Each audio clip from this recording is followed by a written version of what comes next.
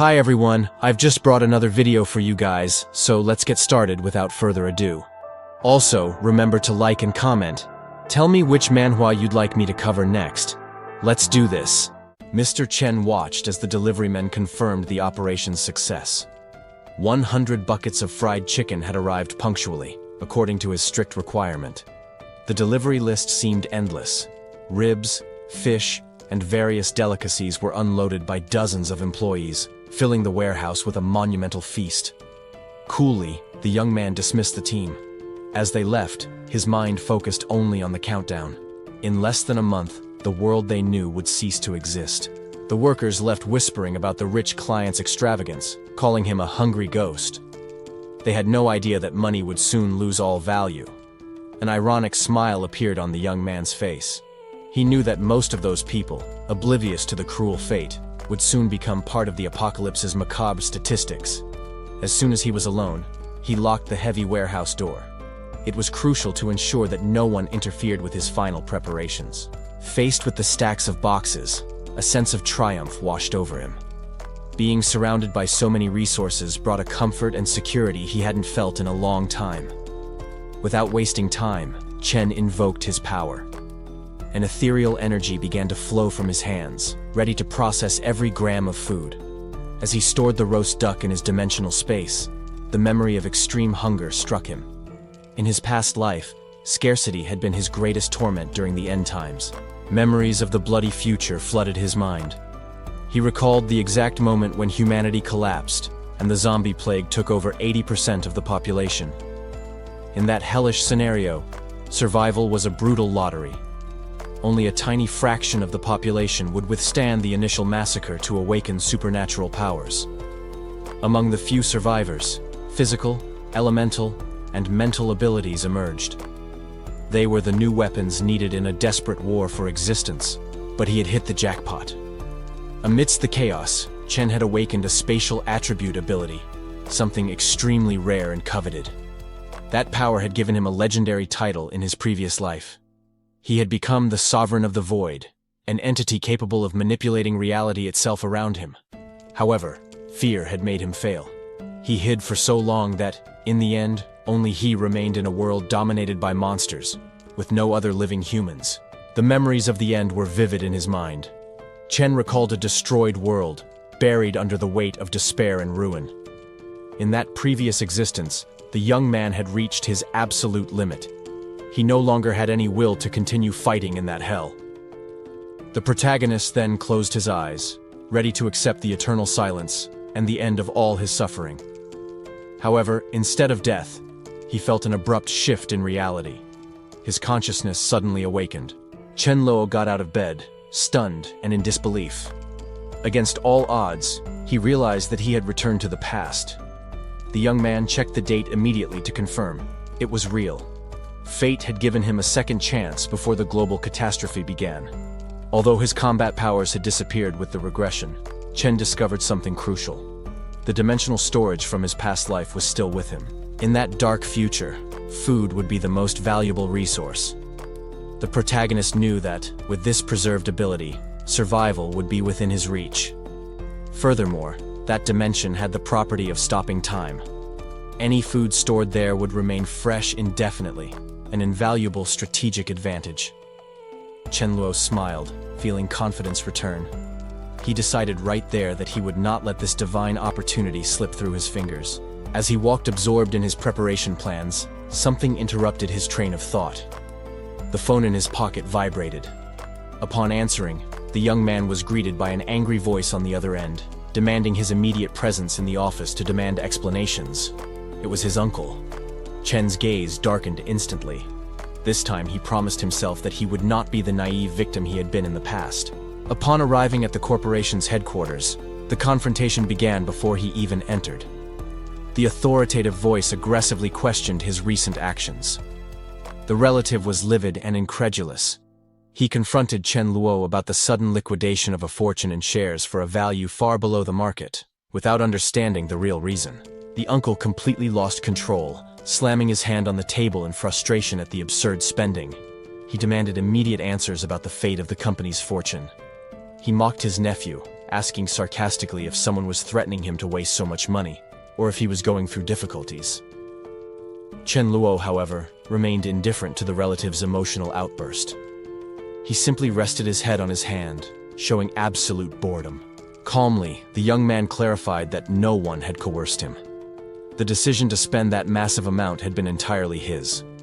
He made up an excuse about stocking up on pork to profit from a supposed price increase. The uncle listened to this in disbelief, finding the justification completely ridiculous. The older man tried to process such financial folly. He began to genuinely believe that his nephew was having mental problems. Chen Luo just scratched his head, unconcerned, and informed him that it would be impossible to recover the money now. For him, the matter was closed. Without giving more importance to the conversation or the family hierarchy, the young man stood up and turned his back, deciding to leave. The uncle tried to protest and call him back, but Chen Luo's attention was already elsewhere. Something more urgent demanded his focus. Ignoring the fury of the relative who planned to punish him later, the protagonist left the room answering a priority call. Already in the hallway, Chen Luo focused entirely on the device. The message he had received was crucial for his survival plans. His eyes locked onto the confirmation he was waiting for. They had found what he was looking for and needed him to validate the discovery with a photo. He agreed to verify it immediately, recognizing its invaluable worth. Chen recalled a famous list made by survivors in the apocalyptic future. The being that occupied the top spot in the electric attribute ranking, known by the moniker Lightning Sorcerer, was, in fact, a dog. However, in that desolate future where food was scarce, the powerful creature was not revered. Most survivors saw the animal only as fresh meat. The young man finally located his target. With a triumphant smile, Chen Luo advanced towards the creature he had been searching for. In his past life, he was the only one to defeat and consume that beast. The memory of the taste of that meat still remained vivid and irresistible in his mind. There was no doubt. The torn ear was the definitive proof that this small animal would become the fearsome Thunder Sorcerer. The protagonist made a silent promise to the photo on his cell phone. He would ensure the best treatment and the most abundant food for his future companion. Chen Luo quickened his pace, determined to arrive on time. His goal was clear: save the creature and secure its loyalty as master before it was too late. To prioritize this mission, the young man invented an urgent excuse and abandoned the meeting with his uncle without looking back. While the furious relative swore that this would be their last conversation, Chen just smiled, aware that priorities had changed. Upon arriving at his destination, the young man immediately demanded the presence of the owner, with no time to waste on formalities. The place was a restaurant specializing in dog meat. If he had been any later, the future supreme being would have become stew. Caged and hopeless, the small animal awaited its imminent end, unaware of the grand destiny that awaited it. Chen Luo crouched in front of the cage. Eye contact confirmed that he had arrived at the exact moment to intervene. The young man stood up and, in an authoritative tone, demanded again the presence of the person in charge of the establishment. A middle-aged man appeared hastily, trying to appease the agitated customer with a nervous smile. Without hesitating, Chen Luo reversed the situation and accused the merchant of theft, vehemently claiming that the animal belonged to him. The young man's conviction left the restaurant owner confused, making him question the origin of the merchandise he had acquired. Chen Luo threatened to contact the authorities to investigate the establishment. He knew that this pressure would be unbearable for the merchant. The restaurant owner panicked and tried to prevent the call. The young man, however, coldly questioned whether the man intended to use violence to silence him. When the owner tried to advance, Chen reacted instantly. He intercepted the aggressive movement, holding the opponent's wrist firmly. The man screamed in pain as his arm was twisted. Having survived a decade of apocalypse, the protagonist had no difficulty subduing a simple thug. With the opponent subdued, Chen Luo maintained his superior posture. He inquired if the merchant still wished to continue with this useless dispute. The man's attitude changed completely in the face of defeat. He clasped his hands and begged for mercy, claiming that it was all a misunderstanding. Desperate to get rid of the problem, the owner pointed to the cage. He insisted that the young man take the animal away immediately to end the conflict. The regressor decided to accept the offer of peace. He agreed to drop the matter, satisfied to have manipulated the situation in his favor. Chen smiled as he walked away. Although he was willing to pay a fortune, getting that valuable resource for free was an absolute victory. The merchant said goodbye, relieved, grateful for the departure of the problematic customer. The young man, however, was already focusing all his attention on the rescued animal. He analyzed the puppy's behavior. There was a lucidity in the creature's gaze that confirmed Chen's suspicions about its latent potential. The animal, in turn, stared at the human with curiosity. It seemed to ponder the sudden change in destiny and whether this stranger was really its savior. Chen Luo walked down the street satisfied. The dog's evident intelligence proved that he had secured the loyalty of the future and powerful Thunder Sorcerer. The young man headed to his luxury vehicle parked nearby. The little creature followed him without hesitation, naturally accepting the new leadership. Already safe, the protagonist caressed his new companion. He decided to baptize the animal right there, conferring upon it the grandiose title that would define it in the battles to come. Chen Luo drove down the road, making plans for the immediate future. He decided that he needed to strengthen the bond with the newly acquired creature, starting with some gifts. On the way, the young man spotted a familiar figure at a guard post and stopped the vehicle immediately to investigate. It was Su Daju. The protagonist instantly recognized the man who had been fundamental in his past life. Painful memories surfaced. Chen recalled how that guard used brute force to protect him before he mastered his own void travel powers. In that old timeline, Daju had sacrificed himself heroically, holding back a horde of monsters to ensure that Chen could escape with his life. Now, seeing the man alive and unharmed before him, the young man felt a mix of relief and determination. Chen Luo made a silent promise to himself. This time, he would change the fate of that loyal soldier and ensure he had a prosperous life. The protagonist invited the guard out after his shift. His real intention was to recruit him to his team before the apocalypse began. Daju, however, seemed confused and embarrassed by the sudden approach, misunderstanding the rich young man's interest. Chen ignored the other's embarrassment, focused on strategy. He needed frontline fighters to compensate for the defensive weaknesses of his spatial ability. The little dog watched the interaction, still unaware of the grand role it would play in its new owner's plans. Later, back in his residence, Chen Luo began caring for his new companion. The priority was ensuring hygiene before the global crisis broke out. While bathing the animal, the young man reflected on how clean water would become a rare resource, remembering the loneliness of being the last survivor. His mind wandered, trying to recall the identities of other individuals who would become powerful in the future. But the memories were vague. Regardless of the uncertainties, Chen dried the animal firmly. He was determined to form his own private army, starting right there. Aware that his spatial ability was not suited for direct combat, Chen Luo decided he needed an alternative strategy. The solution would be to build a fortified base to compensate for this tactical weakness. This required a massive stock of materials. The young man began planning the acquisition of generators and varied supplies, ensuring nothing was lacking in his future refuge. He remembered that, in the apocalyptic future, natural sources would be contaminated by incurable plagues.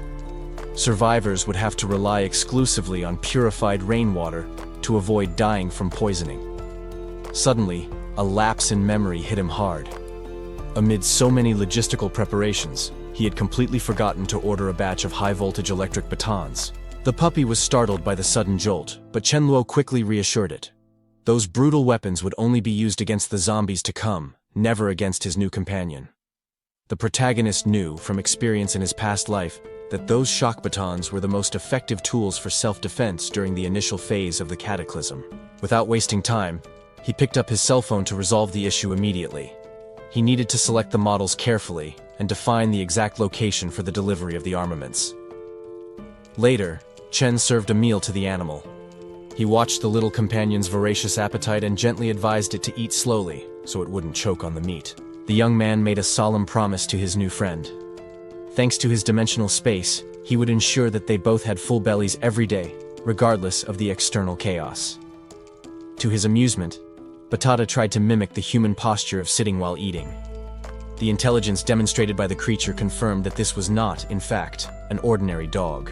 While finishing his own meal, Chen Luo enjoyed the brief moment of domestic calm, aware that difficult and bloody times were approaching rapidly. However, the tranquility was suddenly interrupted. He noticed a shadow approaching through the glass door, and realized that someone was about to enter without warning. The boy stopped eating immediately, surprised.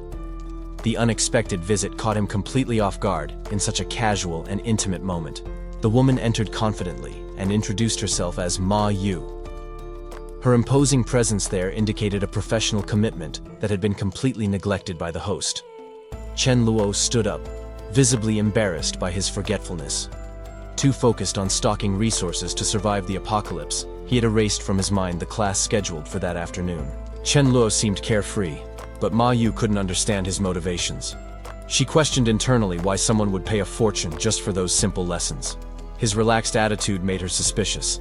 It didn't seem like the normal behavior of someone who valued the money they had just invested. Observing the boy's good looks, she doubted he needed to cook to win someone over. The whole situation seemed like a waste of time and energy in her view. The young man presented the ingredients, keeping his true objective a secret. Learning to cook was, in fact, a safety measure to ensure his quality of life in the approaching apocalypse. Without wasting time, Ma Yu began the practical instruction with a meat dish. Chen Luo agreed readily, focused on absorbing the skill as quickly as possible. However, he made a point of stipulating a specific financial condition. Payment would only be made at the end of the month, a deadline he knew was irrelevant given the imminent future. The practice, however, proved to be an immediate disaster. Under the critical and stern gaze of the instructor, the protagonist struggled awkwardly with the kitchen utensils. The excess of ingredients and his clumsiness tested Ma Yu's patience. The kitchen became a battlefield where he was clearly losing control of the situation. Exhausted and defeated by his own cooking, Chen collapsed onto the table. Ma Yu, trying to maintain professionalism in the face of failure, commented that there had at least been a slight improvement. Suddenly, his mind diverted from the culinary fiasco to an urgent strategic matter.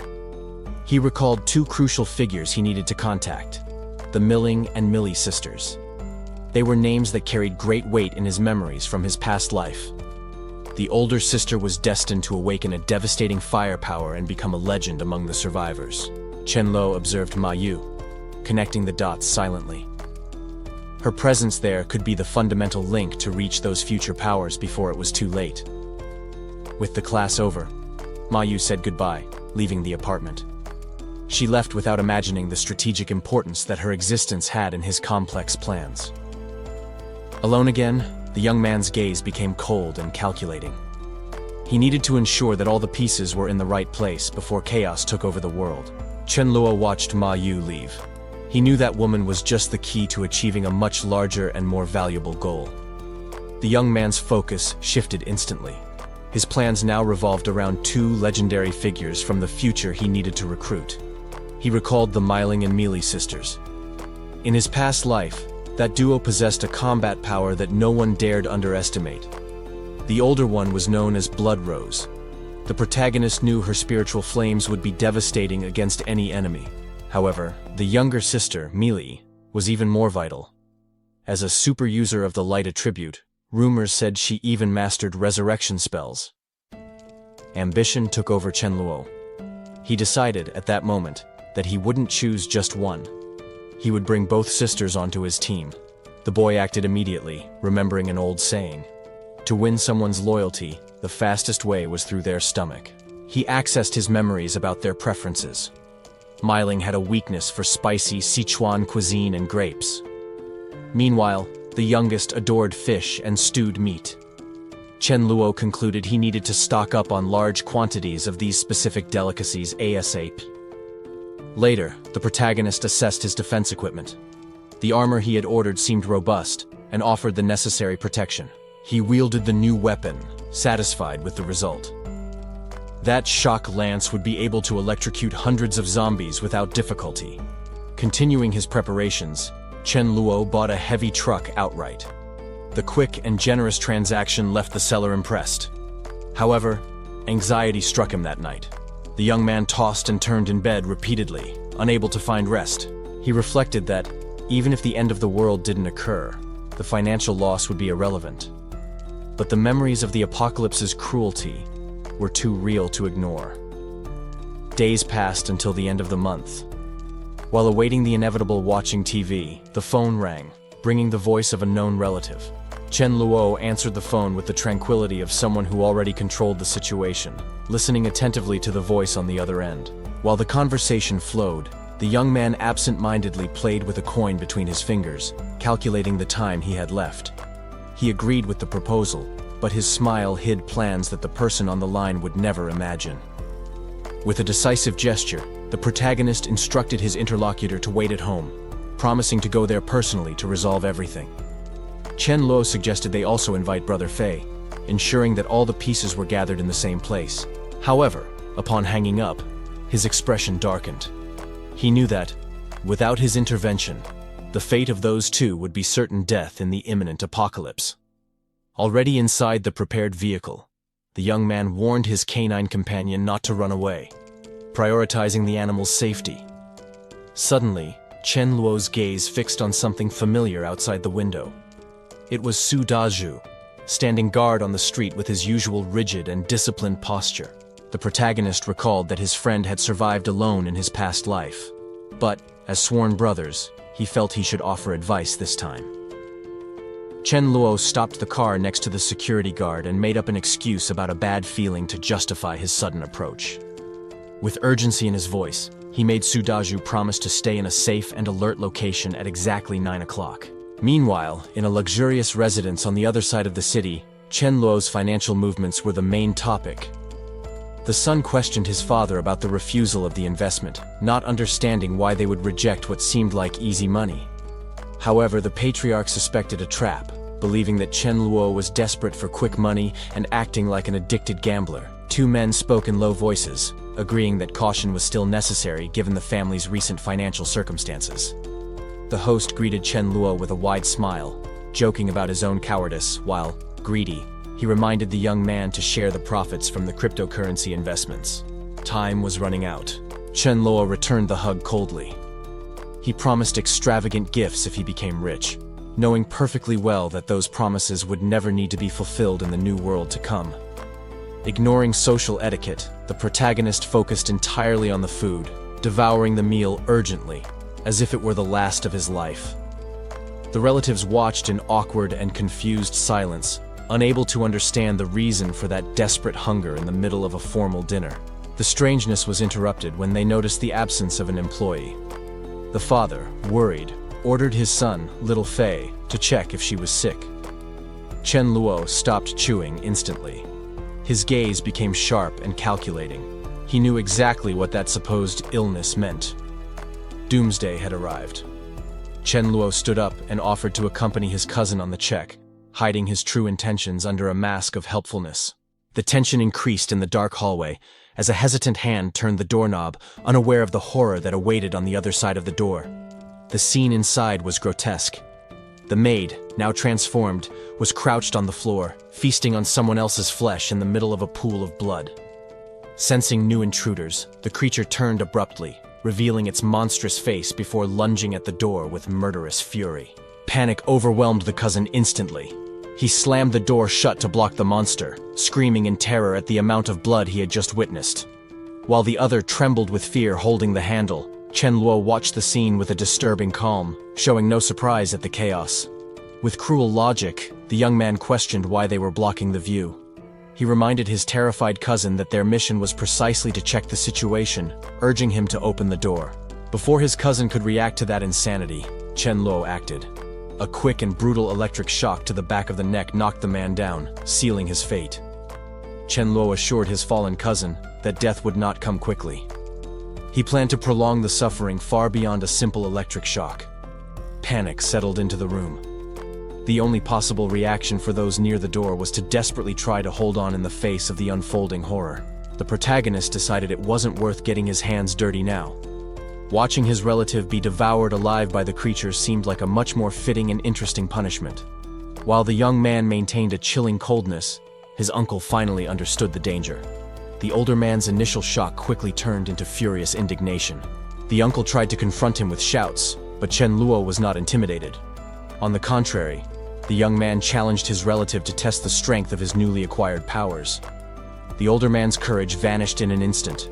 Faced with the imminent and lethal threat, he lost his aggressive stance and cowered, overcome by fear. Chen Luo prepared his next move with sadistic satisfaction. He felt the power flowing through the weapon, reveling in the absolute control he had over those men's lives. The protagonist looked down, openly mocking the other's pain. The relative's humiliation before him was only the beginning of the retribution he had planned. The uncle, now vulnerable on the floor, could hardly believe his nephew's transformation. Fear and physical pain prevented him from processing how the situation had reversed so drastically. While being consumed by the beast, the cousin begged for his father's help. The uncle, however, cruelly disowned his own son, trying to distance himself to save his own skin. Chen Luo did not allow that cowardly escape. With a firm kick, he sent the uncle back into danger, forcing him to reunite with his dying son. The man realized too late that there was no escape. Paralyzing terror took hold of him as he noticed that he had been delivered to the same cruel fate as his son. The young regressor watched everything with a critical and merciless gaze. He refused to miss any detail of that grotesque scene, considering it an unmissable spectacle. To ensure there were no mistakes, Chen Luo intervened physically. He used his weapon to pin the uncle in place, sealing his fate alongside the hungry creature. The protagonist watched the bloody outcome without showing any remorse. The screams of agony from the family that betrayed him now sounded like pure justice. The uncle desperately begged for his son's life, confessing his financial crimes in a frantic attempt to negotiate. However, Chen Luo remained impassive in the face of the sudden admission of guilt. He realized with horror that his nephew might have known about the betrayal all along. Fear of the real consequences finally settled in the older man's mind. Even in such a critical situation, the uncle tried to coerce Chen Luo using the police as a threat. The protagonist, knowing what was to come, found the blackmail attempt laughable. When the threats failed, the man resorted to insults, accusing the young man of being an ungrateful beast for turning against his own family in this moment of crisis. He shouted about how the family had taken Chen Luo in out of charity in the past, trying to use guilt and debt of gratitude as a last weapon. But his words were cut short by a horrifying sight. The monster continued its bloody feast, tearing apart the cousin while the father watched the scene, helpless. Overcome with grief and rage, he turned his fury against Chen Luo, shouting that modern technology and the law would eventually catch up with him for his crimes. Chen Luo listened to the empty threats with pure indifference. He knew that the world as they knew it was already over, making human laws irrelevant. Tired of that useless conversation, the young man decided to reunite the family once and for all. He hurled the uncle directly towards the hungry creature. With a sarcastic thought about fulfilling his family duty by joining father and son in death, Chen Luo left them to their own cruel fate. He calmly wiped a speck of blood from his face, completely unshaken by the carnage he had just facilitated. His coldness was absolute. The creature, sensing the presence of a more alive and dangerous prey, diverted its attention from the corpses and suddenly advanced against the protagonist. Chen Luo didn't back down an inch. He invoked his elemental power, concentrating a lethal charge of electricity ready to be released. The beast screamed in agony as the raw energy coursed through its body, burning its corrupted flesh and paralyzing its movements. With a precise and devastating blow, Chen Luo executed the creature. That was just the first test of his strength in this new reality. Chen Luo didn't hesitate. With the threat neutralized, he used the blade to extract something valuable from the creature's corpse. He knew exactly what to look for. The knowledge from his past life revealed hidden treasures that most would ignore at that stage. It was an energy crystal. That small stone represented the source of power that would begin to emerge in the skulls of the infected after the outbreak. Although it was of a lower grade, typical of the beginning of the apocalypse, the young man carefully stored the item, aware of its future usefulness. These crystals were essential. The energy contained within them accelerated the recovery of the awakened and allowed them to grow stronger quickly. The color and size varied according to the attribute. Creatures linked to fire or wind produced specific stones, reflecting their strength. Spatial users generated transparent crystals. However, Chen Luo recalled a huge purple stone he extracted from Warlock in his previous life. But the memories had to wait. There was another undead trapped in the bars, yearning for freedom and fresh meat. The protagonist smiled coldly. He approached the caged creature, offering a meal loaded with high voltage. The electric shock was lethal and instantaneous. The staff proved to be an extremely efficient tool for effortlessly eliminating those pests. Turning to his dog, Warlock, Chen Luo played sadistically, suggesting he might collect a reward from him as well. The animal, sensing the murderous intent in the joke and remembering the fate of the others, panicked and ran away. The poor dog seemed betrayed and confused, trembling with fear at the sudden cruelty of the one who was supposed to protect him. Chen Luo soon abandoned the threatening tone. Warlock's awakening was near, and they couldn't be exposed to external danger during the process. It was time to retreat. The young man called the animal inside the house, ensuring a safe place for the transformation to come. Chen Luo continued on his way, indifferent to his companion's obvious panic. He coldly warned the animal that this brutality would soon become just part of the routine. The bodies of his relatives were left behind, stretched out on the cold floor. That bloody scene served as a silent reminder that old family ties were worthless in the new world. The young man settled on the sofa to wait, peeling a fruit with the same blade he might use to kill. Beside him, the dog seemed restless, sensing the tension in the air. Chen Luo ate quietly. He needed to regain his energy and stay calm while awaiting the inevitable awakening of power to come. Suddenly, his instincts alerted him to a drastic change in the atmosphere of the room. Something was about to happen, and the tranquility of the moment shattered. Energy began to crackle violently around Warlock. The evolution process had begun, manifesting as unstable voltaic arcs that illuminated the environment. The animal whined, enveloped by an electrical storm emanating from its own small body.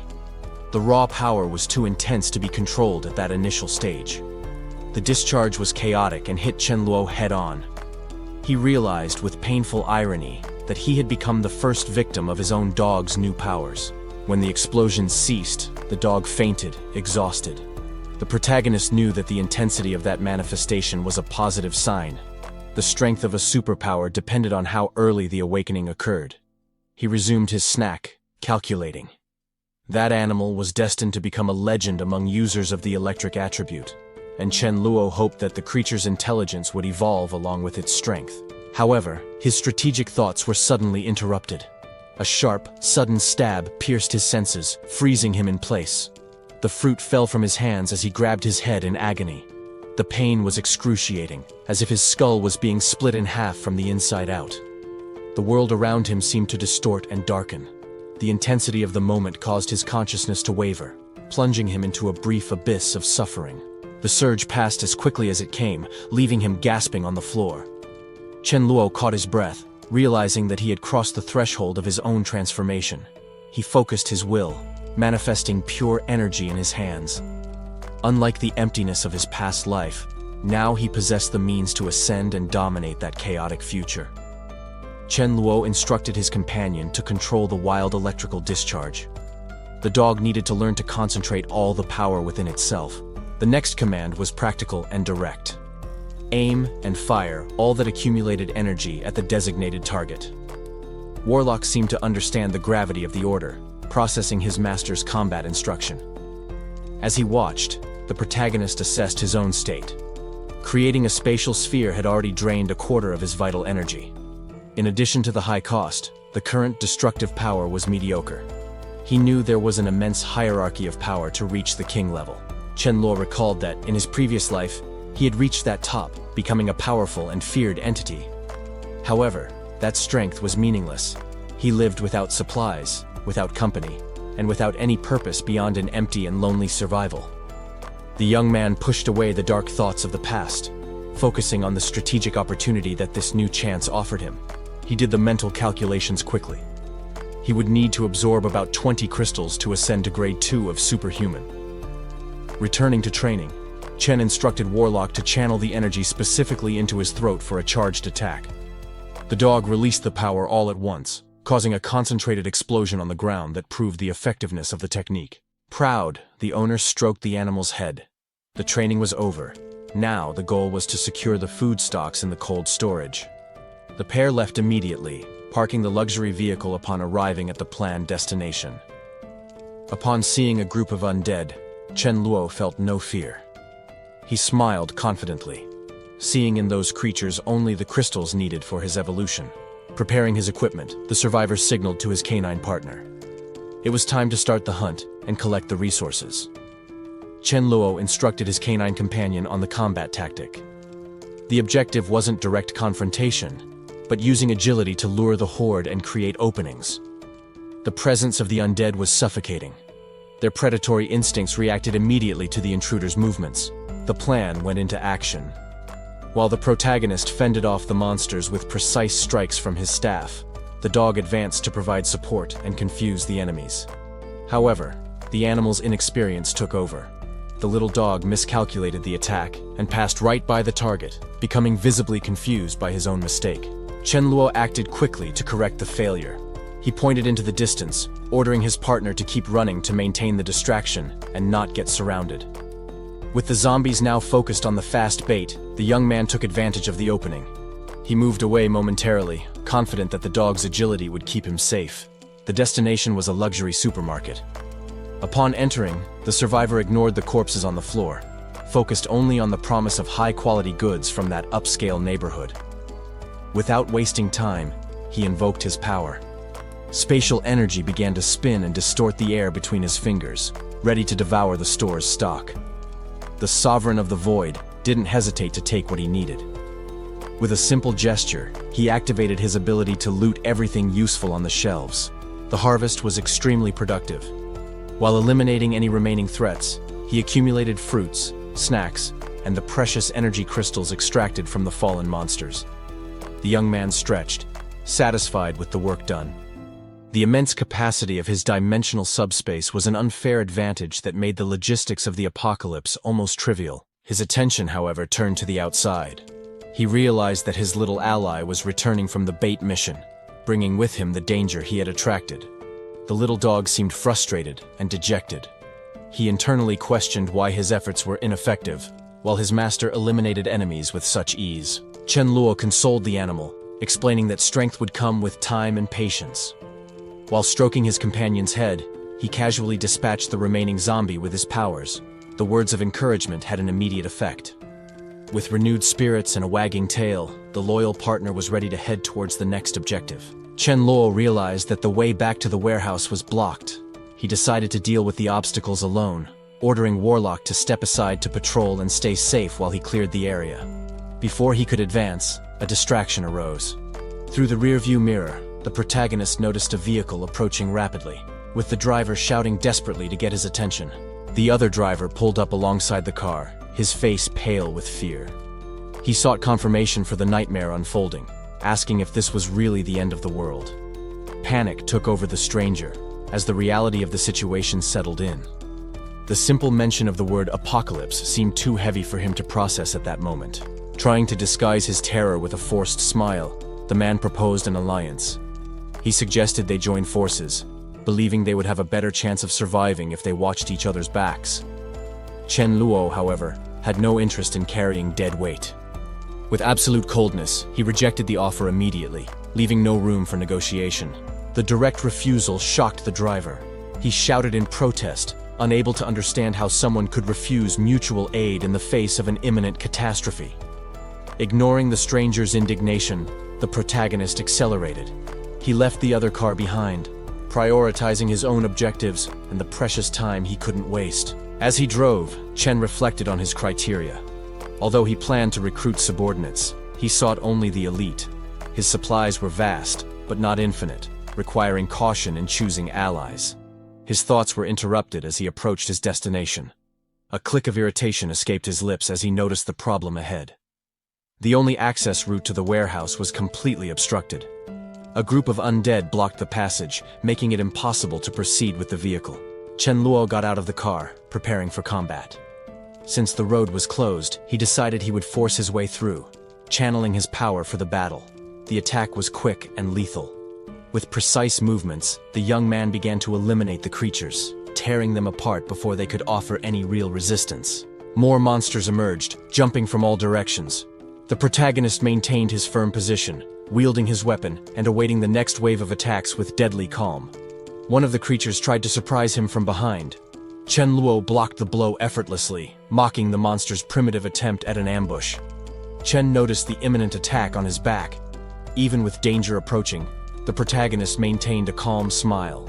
aware of his superiority. The undead's jaws snapped shut violently, seeking human flesh, but encountered unexpected resistance. The young man blocked the attack effortlessly. He mocked the creature's futile attempt, confident in the protection that his metal alloy armor offered against bites. While holding the monster, Chen joked about the situation. He treated this deadly combat as a mere pastime, humiliating the enemy before the end. The joke ended abruptly. Reminding the zombie that its time had passed, the protagonist delivered a decisive blow to end the creature's existence. However, his weapon failed at the crucial moment. The electrical energy suddenly ceased, transforming the lethal staff into a useless piece of metal. Chen stared at the equipment with disbelief and irritation. It was frustrating that the battery had run out so quickly, leaving him unarmed in the face of the remaining horde. With utter disdain, he offered the inoperable staff to the confused zombie itself. If the tool was no longer useful, he would discard it without hesitation. He didn't need technology to kill. The young man concentrated his internal energy, activating the true spatial power that flowed in his veins. A dimensional cut tore through the air. The attack was clean and devastating, separating flesh and bone with an efficiency far superior to the previous weapon. The massacre was brutal and instant. As bodies fell, onlookers were terrified by the insane ease with which he decimated the monsters.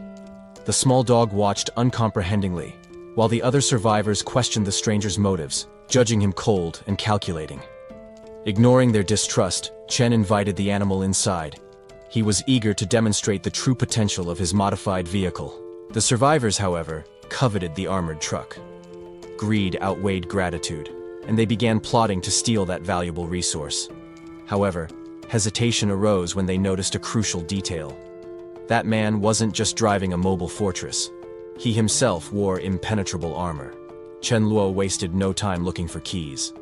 He floored the truck, determined to carve his own path through the reinforced gates. The impact was liberating. As the young man laughed at the destruction, his canine companion seemed to question the sanity of this reckless plan. Faced with the horde of undead blocking the route, the protagonist weighed his options. Hand-to-hand combat would waste time and energy. The solution was brutally simple.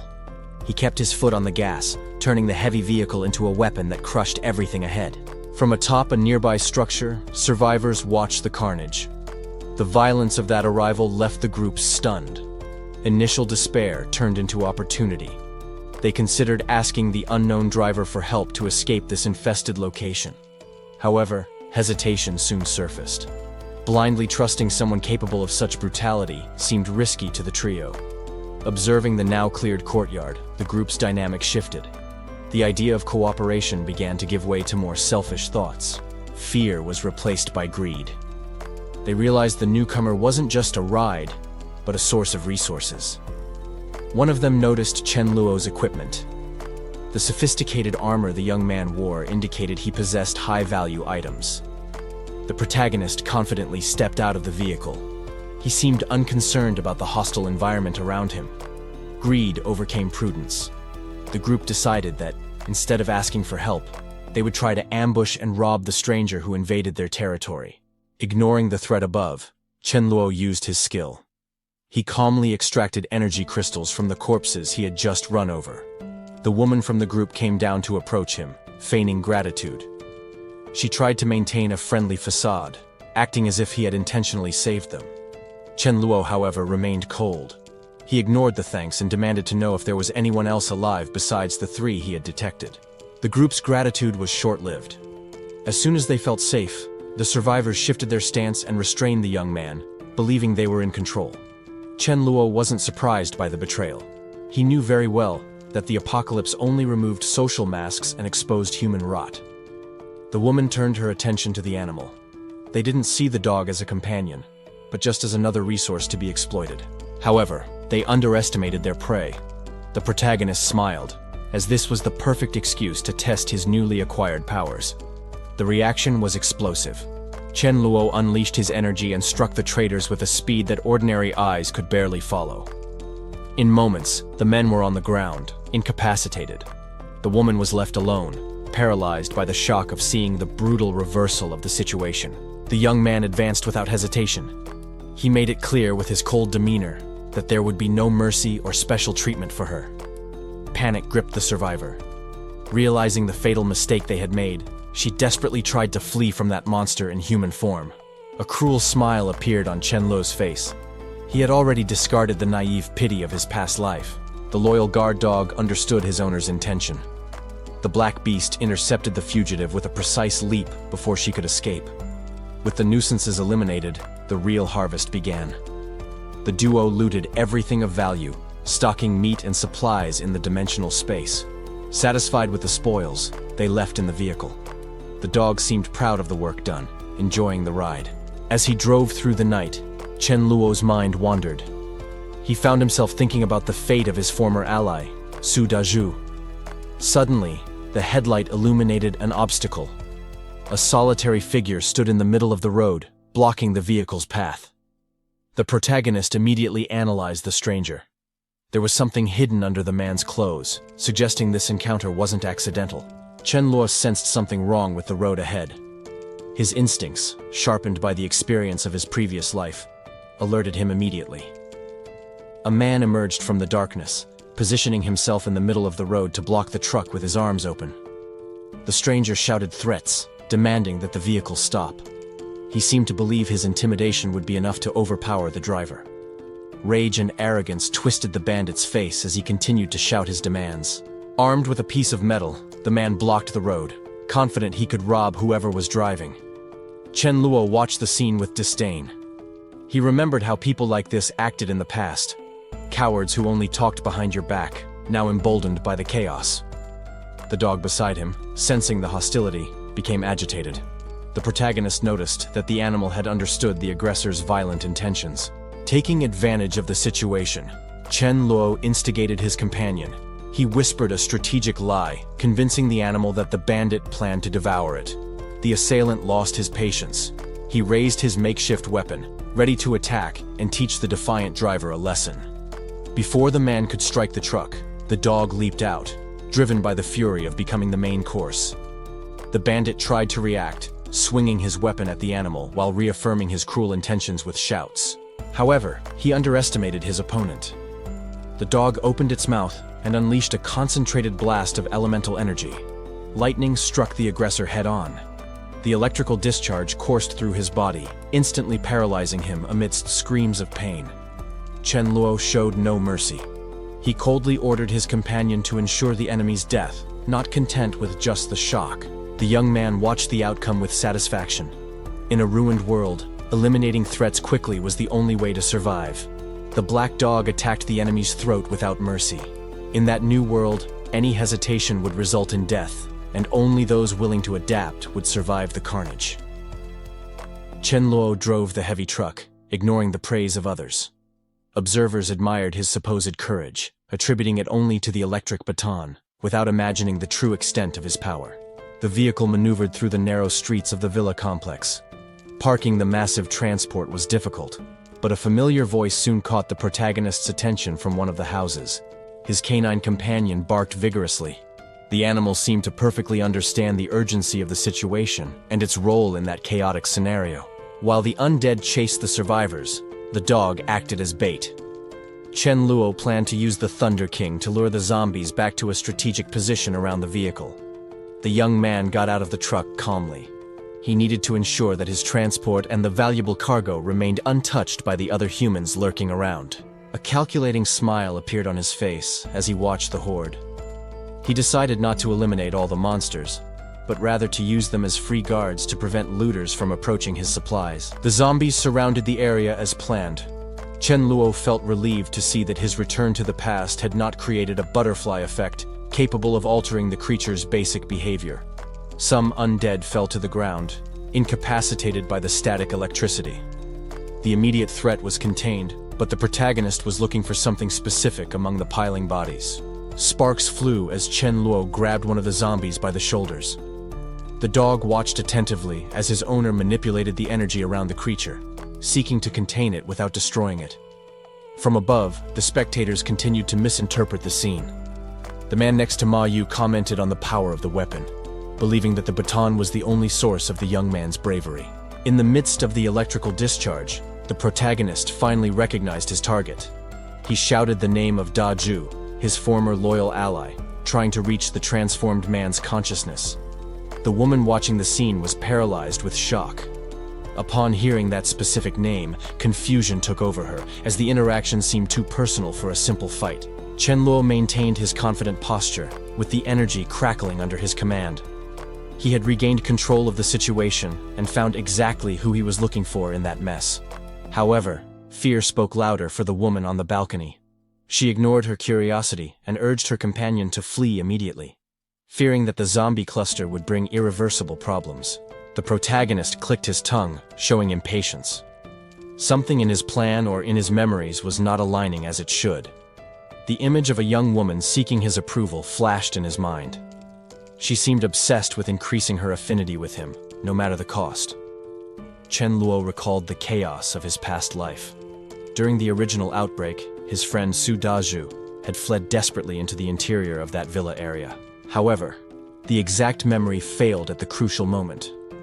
The survivor could not recall in which specific residence the security guard had hidden from the monsters. With no time for thorough searches, he decided to risk everything. The young man shouted Su Dazhu's name at the top of his lungs, ignoring the necessary discretion. Chen Luo ran towards the houses, leaving his magic dog behind. The animal stood still, confused by its master's sudden recklessness. Inside one of the residences, a uniformed man reacted to the sound. The security guard immediately realized that someone was calling him outside. The girl next to him recognized the voice instantly. Terrified, she grabbed Su Dazhu's arm, begging him not to go meet Chen. The man felt her desperate grip on his uniform. He hesitated for a brief moment, torn between duty and the fear of his companion. The young woman's face was pale with apprehension. To her, that reunion seemed to signal imminent danger, not the salvation they hoped for. Su Dazhu was sweating cold, questioning the sanity of the newcomer. He knew that shouting like that was dangerous and found such an attitude strange coming from someone intelligent. Despite the hysterical warnings, loyalty spoke louder. The security guard decided that he needed to check the situation personally before hiding again. As they looked outside, the worst-case scenario seemed to be confirmed. The girl pointed to the scene, certain that the recklessness had attracted the horde of undead. Chen Luo, however, dominated the situation with brutality. He unleashed a violent electric current on the nearest zombie, frying the creature instantly. Su Dazhu watched the scene, completely amazed. The power of that electric weapon and Chen's bravery transformed his initial concern into pure admiration. A familiar voice cried out for him amidst the chaos of memory, desperately seeking his attention. The woman wore an expression of calculated concern, trying to appear vulnerable in the face of the situation. A sudden burst of power exploded, marking the critical moment of that traumatic memory. However, she soon sought refuge in another's arms, feigning exaggerated relief at her supposed protector's safety, Chen Luo recalled bitterly. In his past life, that woman had been a manipulative burden who almost led them to their deaths several times. She used to play with emotions, claiming she only felt safe with Dazhu to isolate and belittle the protagonist. Yet, behind their backs, she flattered Chen Luo, sowing discord to ensure they both continued to serve her blindly. Her favorite strategy involved hiding her own resources while begging for help, claiming she would starve. The kind Dazhu, deceived by the victim act, handed over his own portion, being treated as a useful fool by her. The young protagonist's gaze hardened. If Chen Jing dared to repeat such shamelessness in this new life, he would show no mercy. She tried to approach again with false thanks and flattery, attempting to weave the same web of manipulation as before. However, the response was immediate. Chen Luo remembered the past betrayal, and his loyal companion acted before she could say more. The dog lunged fiercely, refusing to accept the lie, and directly attacking the object she was protecting. The disguise crumbled along with the torn bag. Several supplies she swore she didn't have spilled onto the floor, exposing her greed. Chen Luo watched the hidden items with a cold, satisfied smile. Her charade had been dismantled instantly. Chen Luo coldly declared that he no longer cared about her fate, maintaining a disturbing calm. The young man returned the food package, suggesting she eat before going her own way. Far from there. Su Dazhu felt the weight of betrayal upon realizing she had supplies all along, while lying to him blatantly. Anger consumed the bodyguard as he understood how his goodwill and loyalty had been exploited for pure pettiness. Panicked by losing control of the situation, the woman tried to snatch the package from his hands, demanding her belongings back. The physical dispute was brief and humiliating, resulting in an awkward stumble during the confusion. She collapsed to the ground, completely losing the composure and dignity she had been trying to maintain before the men. As she cried at their feet, the group's hierarchy brutally redefined itself, isolating the manipulator.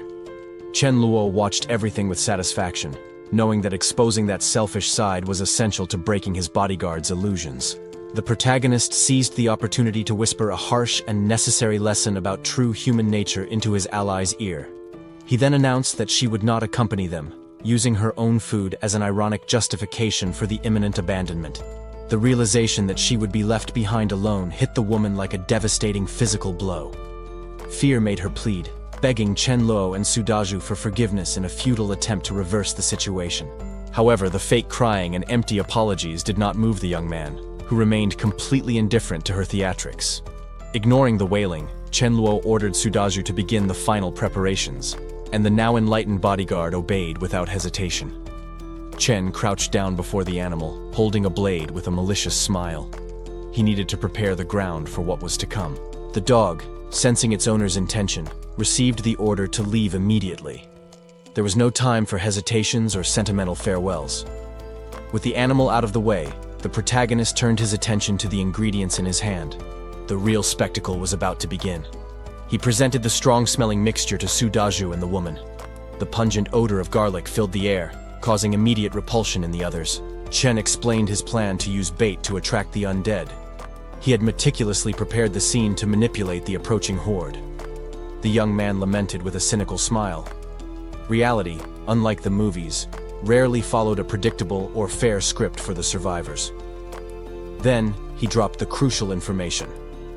The garlic mixture, capable of masking human scent, would only be enough for 2 people. Someone would be left out. The tension in the room increased instantly.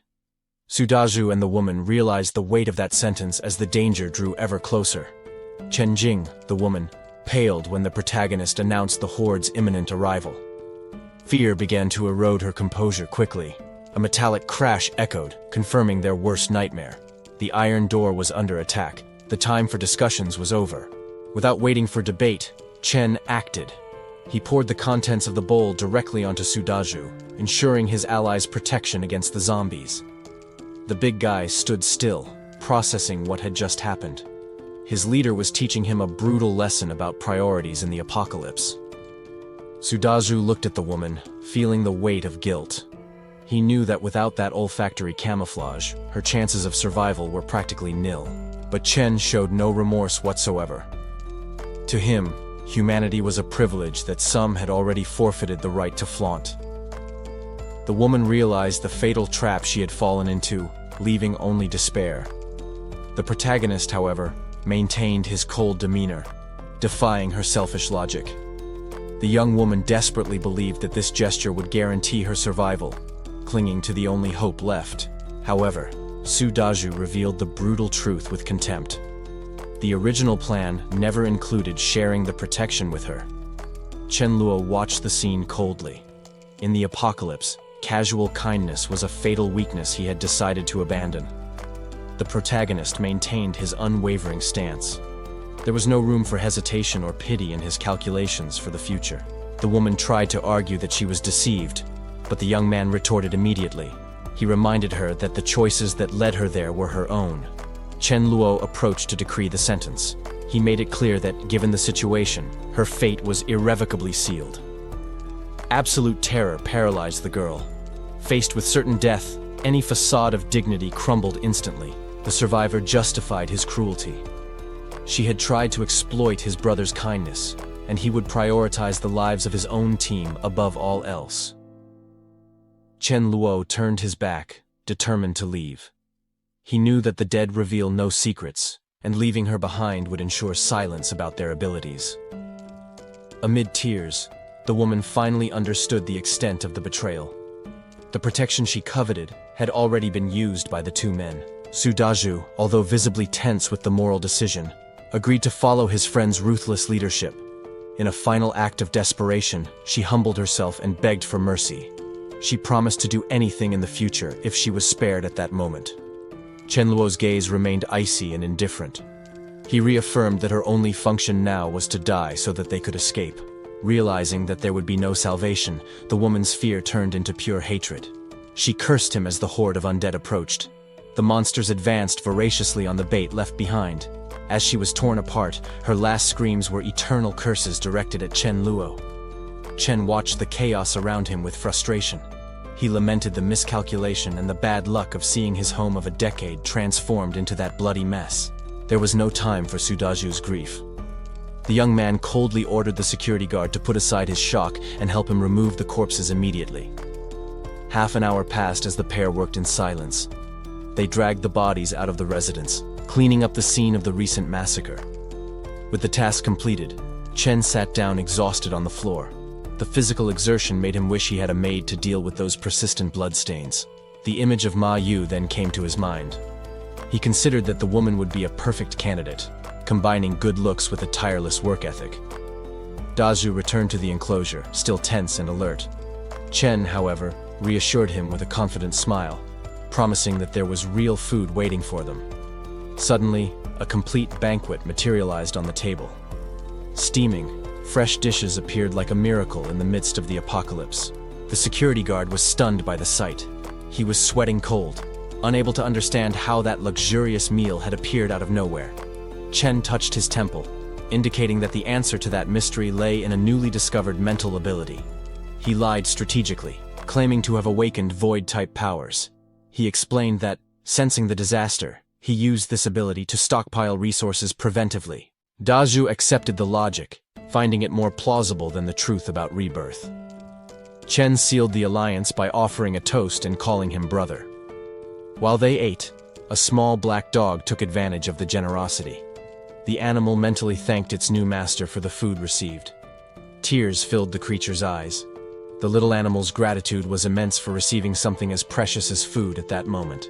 Chen analyzed the energy flow with interest. He noted that the animal had consumed 9 cores, an amount that would have made any other being scream in pain. The protagonist relaxed in bed, amused by the result. Although the resistance had lasted little, he knew that that dog possessed the talent of the future Thunder King. Chen Luo analyzed his current cultivation speed.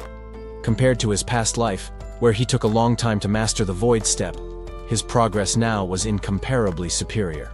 He calculated that he would soon reach the 4th rank. The Elemental Blade, an ability that he had only mastered at the height of his power, now seemed accessible much earlier. The protagonist turned his attention to Sudaju, commenting on the significant increase in his strength after absorbing the energy from several crystals. The black dog, who had also consumed the cores, displayed a vibrant and satisfied energy, clearly strengthened by the energy feast. While Sudaju was still processing the situation with astonishment, Chen Luo maintained a confident posture, aware of the overwhelming advantage they possessed. The young man materialized equipment from his dimensional space, determined to prepare his ally for the imminent dangers. He instructed his friend to put on the armor and eat well. The immediate plan required them to be ready to secure the grain depot. Sudaju received the heavy equipment in his arms. Without questioning the origin of the items, he readily agreed, reaffirming his unwavering loyalty. Outside, the threat became real. A group of undead blocked the path near the transport, awaiting any sign of life. Chen Luo, however, showed no concern. On the contrary, he saw in those creatures the perfect opportunity for a practical test. He suggested to Sudaju that they shouldn't ignore the enemies. It was the ideal chance to put their newly acquired powers into practice in real combat. The black dog didn't wait for a complex strategy. With impressive bravery, the animal darted towards the danger without hesitation. Sudaju watched in disbelief as the small animal easily knocked down the undead, demonstrating surprising ferocity. Taking advantage of his companion's shock, Chen Luo approached and used the dog's performance to make a taunt. In a mocking tone, he compared the animal's audacity to that of his friend, challenging Sudaju to show if he had the same courage to face what was to come. The truck finally arrived at its destination. It was the grain warehouse, a strategic location for the group's survival plans. The heavy vehicle ran over the undead along the way without any mercy. Sudaju was impressed by the raw power of that war machine. However, The security guard noticed something strange. Despite the deafening noise of the engine and the chaos outside, no one came out to check. The silence was too suspicious.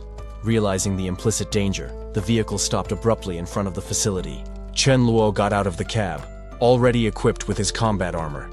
He knew that this unnatural calm preceded something much worse. The pair stopped at the dark entrance, illuminating the path with flashlights. The atmosphere inside was heavy, oppressive, and laden with death. Suddenly, the young master noticed a disturbing detail in the environment. His instincts as an experienced fighter triggered the alert. The light revealed a human skeleton completely clean, without any trace of flesh. This was definitely not the work of ordinary zombies. Chen Luo immediately understood the gravity of the situation. Only a specific type of voracious creature would leave a carcass in that perfect state. Sudaju tried to move forward but was stopped abruptly. The protagonist decided that it was not worth risking their lives against the unknown at that moment. That's when the sound started. A sharp, repetitive squeal echoed through the walls, confirming Chen Luo's worst fears. There was no time to lose. The young man shouted for them to retreat immediately, identifying the threat as a lethal swarm of mutant rats. The darkness came to life behind them. Hundreds of creatures emerged from the shadows, advancing like a voracious tide ready to devour everything. They ran outside, seeking the safety of daylight. The warlock dog remained alert, sensing that battle was inevitable. However, the escape would not be so simple. The horde's leader, a gigantic and grotesque rodent, emerged to block the way. Chen Luo and Sudaju found themselves surrounded. What was most frightening was not just the quantity, but the intelligence in the eyes of that creature, which commanded the swarm like a general. Realizing the immediate danger, the protagonist grabbed the security guard and ran.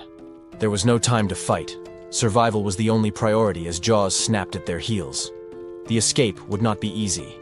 One of the beasts managed to sink its teeth into Sudaju's back, tearing his protection and eliciting a cry of pain from his ally. The pain was sharp, but the fear was worse. The security guard knew that, in this new world, a single wound could mean a death sentence. The young man watched the scene with urgency. He needed to act fast before they were completely subdued by the relentless tide of rodents. Drawing his electrified weapon, Chen Luo counterattacked. He struck with precision, knocking down the rats that were jumping towards his companion. However, there were too many. Sudaju was being overwhelmed by the creatures that were climbing his body, with teeth seeking flesh despite the armor. The protagonist unleashed more power, his blows becoming a blur of motion. He needed to clear the way and prevent the security guard from being devoured alive. Fortunately, the electric rod was effective against the smaller ones. However, Chen's mind worked fast. Dealing with the minions was one thing, but the gang leader was still a threat. They positioned themselves as a menacing presence loomed over the place. Chen Luo immediately identified it. This wasn't just a big rat, it was clearly a mutant. Generally, evolution took time and most creatures mutated slowly. However, there were always anomalous exceptions that gained power very early. It was pure bad luck to find one of these anomalies right at the beginning. Chen Luo cursed his luck, but channeled his energy into a decisive blow. With a powerful kick, the young man pushed away the beast that threatened the security guard, sending it flying away with the violent impact. Recovering quickly, Sudaju didn't waste the opening. He brandished his weapon with all his strength, shouting as he tried to crush the creature. But the mutant was too fast. The creature ignored the attack and lunged directly at the man's face, proving that brute force would not be enough. The creature lunged violently, its enormous fangs seeking living flesh to tear apart. Luckily, the protective gear withstood the initial impact, although the teeth had sunk dangerously into the fabric. Sudaju panicked, realizing that the armor wouldn't withstand a second attack from that monster and his life hung by a thread. Chen Luo quickly intervened, calculating that the enemy possessed a level of power far above the ordinary, requiring caution. To create a tactical opening, the protagonist threw a piece of fresh meat into the middle of the chaos. The smell of blood worked immediately, attracting the horde of smaller rats and drawing them away from the fallen security guard. With the path clear of interference, the young master focused all his murderous intent on the leader of the pack. The beast, gifted with intelligence, tried to hold on to its prey, but Chen Luo placed all his hopes on the power of his void sword. A precise strike cut through the air. hitting the monster with lethal force before it could react to the new threat. The Rat King tried to flee upon realizing the disadvantage, but the protagonist pursued the target, refusing to let the prey escape. Upon defeating the creature, a valuable energy crystal materialized and fell directly into Chen Luo's hands. The young man explained to his friend, now safe, that the carcasses of that monster would be perfect for forging weapons in the future. Su Dazhu was stunned and confused to see the giant corpse disappear instantly before his eyes. The protagonist had already collected the useful materials, efficiently adding the Rat King's fangs to his inventory. When questioned about his limits, Chen Luo casually revealed that his dimensional storage was as vast as an entire grain depot. Chen Luo issued a stern warning to his companion. That secret could not be revealed to anyone, under any circumstances. Su Dazhu immediately understood the gravity of the situation. The security guard swore absolute loyalty, guaranteeing that he would take that information to the grave if necessary. Suddenly, the lighting in the place failed. The group interrupted the conversation, alerted by the sudden darkness that took over the warehouse. The protagonist decided to act fast in the face of the unforeseen. He used his spatial ability to collect the remaining supplies and ordered an immediate retreat. Later, in safety, Su Dazhu suggested that they stay home training to avoid risks. Chen Luo, however, insisted that he needed to go out to test his dog's new electrical abilities against zombies. The young man instructed his friend to rest and enjoy his free time with games and movies. Dazhu readily agreed, relieved not to have to face monsters for now. With the agreement made, the pair decided to have dinner. Chen Luo, however, began to list the household responsibilities he expected to see fulfilled in the house. Later, facing a sink full of dishes, the boy teased his animal. He suggested that the Thunder King should learn to wash bowls now that he was evolving. While hydrating, Chen Luo reminded the dog that he had reached the second rank of power the day before, hinting that he expected more usefulness from him. The small animal only barked in response, staring at his owner with an innocent expression. Shortly after, the protagonist sat down at the entrance to put on his shoes. The dog watched attentively as his master prepared to leave. The animal quickly raised its paw, signaling for the human to wait before crossing the door. In his thoughts, the dog felt touched. He concluded that his owner was trying to protect him from the danger outside, showing genuine concern. The reality, however, was cruel. Chen Luo smiled and handed 2 bags of trash to the animal, ordering him to take them outside, to the animal's total outrage. The young man sighed as he left, disappointed. He lamented that, despite the power, his companion still didn't have the initiative to perform household chores without being ordered. Chen Luo felt the weight of daily tasks and realized that he needed logistical support. The memory of Ma Yu emerged as the ideal solution to manage his daily life. The protagonist accessed his memories and recalled her exact location. The young woman resided in the employee dormitory of a luxury hotel in the vicinity. With a confident smile, he set a clear goal for himself. As soon as he reached the 3rd level of power, his absolute priority would be to go get her. Later, while resting, an aura of energy enveloped his body. The process of cultivation and strengthening continued intensely, even during rest. Suddenly, his mind underwent a violent expansion. The psychic barriers were broken, signaling a significant and instant advance in his mental capacities. Upon waking up, the young man was incredulous at his own efficiency. The progress that had cost half a month of effort in his previous life was achieved in just 3 days now. He felt the power coursing through his veins and went to his canine companion. The Thunder King was lucky to follow him, as the benefits of evolution were shared. Chen Luo checked his attributes and noticed that the duration of his offensive ability had quadrupled. With this new level of strength, isolation was no longer necessary. He stretched, setting the itinerary for the following morning. The mission would consist of locating Ma Yu and simultaneously collecting vital crystals for his growth. The next day, the pair arrived in the vicinity of the hotel. The calm was broken immediately by the start of a violent confrontation at the entrance to the complex. Amidst the chaos of battle, the protagonist identified the staff building. He signaled to his ally, confirming that the target had finally been located. Electrical discharges swept the outer corridor, eliminating the undead threats. Their combined force carved a safe path through the horde with brutality. The noise of the massacre drew the attention of a hidden survivor. a hotel employee, trembling with fear, cried out for help upon glimpsing a chance of rescue. Chen Luo observed the fallen bodies with pragmatic satisfaction. After 30 minutes of just killing monsters, finding a living human was a valuable tactical opportunity. The youth ignored the survivors' panic and cut straight to the chase. He demanded to know immediately if the man had information about Ma Yu's whereabouts. The woman in blue yanked Mei Yu's hair violently. She made it clear that this humiliating assault was the price to pay for refusing her previous orders. The aggressor shouted, furious at the victim's audacity to defy her, demanding to know if she had any idea who she was facing at that critical moment. One of the men in suits intervened coldly. He argued that the remaining vegetables in the stock simply wouldn't be enough to guarantee the survival of the entire group. The man then pushed Mei Yu forward. He was willing to sacrifice her without hesitation to save resources and ensure his own safety. The young woman looked at her colleagues, incredulous. The betrayal of those she worked with hit her harder than any physical blow, realizing her life was worthless to them. She begged the manager, shouting that being expelled meant certain death. However, the group ignored her desperate pleas and ordered them to get rid of her immediately. As the door closed, the woman in blue sneered one last time. That cruel sentence was the final fate imposed on those who did not obey the established hierarchy. Outside, death awaited.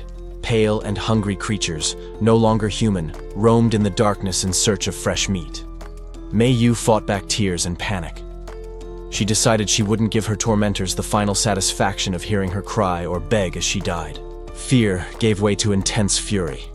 In her heart, she made a silent oath. She would pay any price to anyone who helped her kill that group of traitors. The creatures sensed her presence and advanced with supernatural speed, ready to tear apart the defenseless prey that had just been served to them. Suddenly, a red slash tore through the air. Before the monsters could touch her, they were struck by a brutal and precise attack that interrupted the massacre. The young woman looked up, trembling and surprised to still be alive. She recognized her savior immediately and began to thank Chen Luo for the miraculous rescue. The protagonist acted quickly, covering her mouth with his gloved hand. He made a stiff gesture for silence. Any noise at that moment could be fatal. With the firm posture of an experienced fighter, Chen Luo warned that the conversation would have to wait. The priority now was to eliminate the remaining threats around them. Chen Luo eliminated the last threats with lethal blows. However, upon realizing who the people sheltered there were, he felt a bitter taste of regret for intervening. Inside the shelter, the group of survivors celebrated loudly. They believed that the 5-day nightmare had finally ended thanks to the arrival of that unknown warrior. The last corpse fell to the ground with a dull thud, silencing the roars that had tormented them for so long. An elegant woman quickly stepped forward. She tried to use her usual charm to introduce herself and secure the newcomer's sympathy. Lin Yi kept the smile on her face, confident that her beauty and social status would be enough to manipulate the situation in her favor. The protagonist, however, completely ignored the warm reception. He walked straight past the flatterers to check on the only person who really mattered there. Mei Yu was still in shock. Tears flowed freely, mixing relief at the rescue and the deep pain of the betrayal she had just suffered. Upon seeing the young woman's deplorable state, Chen Luo understood the weight of the situation. He realized that being kind in this new world was too heavy a burden. The group's leader, an arrogant man, interrupted the moment. He offered money and corporate positions in exchange for protection, ignoring that those coins were worthless now. Chen Luo's response was physical and immediate. A violent slap cracked in the air, silencing the absurd proposal and knocking down the executive's arrogance. The other members of the group recoiled, paralyzed by shock. The sudden violence against someone of high status left them without reaction. Even stunned and with his face throbbing, the man insisted. He tried to negotiate again, treating his own survival as a business transaction. Chen Luo turned his back, emanating a threatening aura. He made it clear that he would have no mercy if he considered that group his enemies. The young man smiled coldly, amused by their audacity. He decided he wouldn't make things easy. Their survival now depended only on luck. Before finishing, Chen Luo grabbed the leader by the collar. He confronted the man directly about the cruelty of having thrown Mei Yu to her death moments before. Lin Yi realized that her charm wouldn't work. Desperate to survive, she fell to her knees and begged, abandoning any trace of dignity before the young man. The woman offered her own body as a bargaining chip, promising total submission. Chen Luo, however, observed the plea with coldness and utter contempt. The protagonist rejected the offer immediately. With a stern look, he declared that her treacherous nature was too dirty to interest him. The punishment was physical and swift. Before she could react, Lin Yi-er felt ropes tighten around her arms, being forcibly immobilized by the warrior's order. To ensure silence, a gag was brutally inserted. Panic took over her eyes as she realized that she had no more voice or power in that situation. The rest of the group watched the scene in shock. The manager and the other woman quickly understood that the power dynamic had completely shifted in Chen Luo's favor. Terror was evident on the group leader's face. Chen Luo, in turn, just smiled, amused by the fear he inspired in those who previously thought themselves superior. A metal bar was thrown at the feet of the man in the suit. The abrupt gesture served as a silent ultimatum. He should prepare to work, not to fight. The manager stared at the object, confused and terrified. He tried to process what that warrior expected of him, fearing to make the wrong move and be punished. The threat of violence hung in the air. Chen Luo made it clear, with his intimidating posture, that any hesitation would result in painful consequences for the man. However, the protagonist proposed a pragmatic deal. He would spare the group's lives, but in exchange, he demanded manual labor and absolute obedience to maintain the team's logistics. The relief was instantaneous. The leader readily accepted the role of cook and porter, profusely thanking him for the chance to stay alive, even as a servant. Chen Luo then explained himself to Mei Yu. He justified the decision to spare them as a purely practical necessity, as he needed manpower for mundane tasks. The young man assured her that she was safe by his side. Shifting focus, he inquired if the near-death experience had awakened any special abilities in her. Chen Luo decided it was time to end the day's tensions. He announced to the group that they would return to base immediately to celebrate the victory with a real feast. Of course, there was a condition for that generosity. With a mischievous smile, he warned Mei Yu that the hard work in the kitchen would be up to her, a challenge she readily accepted. Night fell over the refuge, bringing a momentary calm. While the world outside remained dangerous, the protagonist took advantage of the silence to better explain how powers worked. He shared his own traumatic experience to reassure her. Chen Luo recalled that, on the third day after it all began, he suffered from intense headaches, a common symptom of awakening. The young man clarified that the exact moment of awakening did not define someone's strength. It wasn't a matter of being a good or bad ability, just a different manifestation of power. He instructed her to focus on her internal sensations. The woman closed her eyes, seeking to feel the flow of energy slowly running through her body, following his guidance. The result was immediate. A small but intense flame sprouted in the palm of her hand, confirming that she had awakened an elemental fire ability. Chen Luo didn't think of combat, but of gastronomy. He realized that a fire user could control the temperature perfectly, making her the ultimate chef for his personal interests. An hour and a half later, the theory proved correct. The table was full, and the aroma of the food, prepared with the precision of the new ability, impressed everyone present. The taste was incomparable. While devouring the meal, Chen Luo felt immense satisfaction, concluding that rescuing and recruiting Mei Yu had been the best investment he could have made. After dinner, he stopped her from continuing with the minor tasks. There was no need for her to worry about cleaning. He wanted to ensure his new ally had proper rest. He offered her the luxury of a hot bath, something rare in those circumstances. However, he seriously warned her to be careful, as the water could still be dangerous if ingested. To complete the reception, Chen Luo gave her a device with movies and books. It was a valuable gift, offering a necessary mental distraction amidst the chaos of the apocalypse.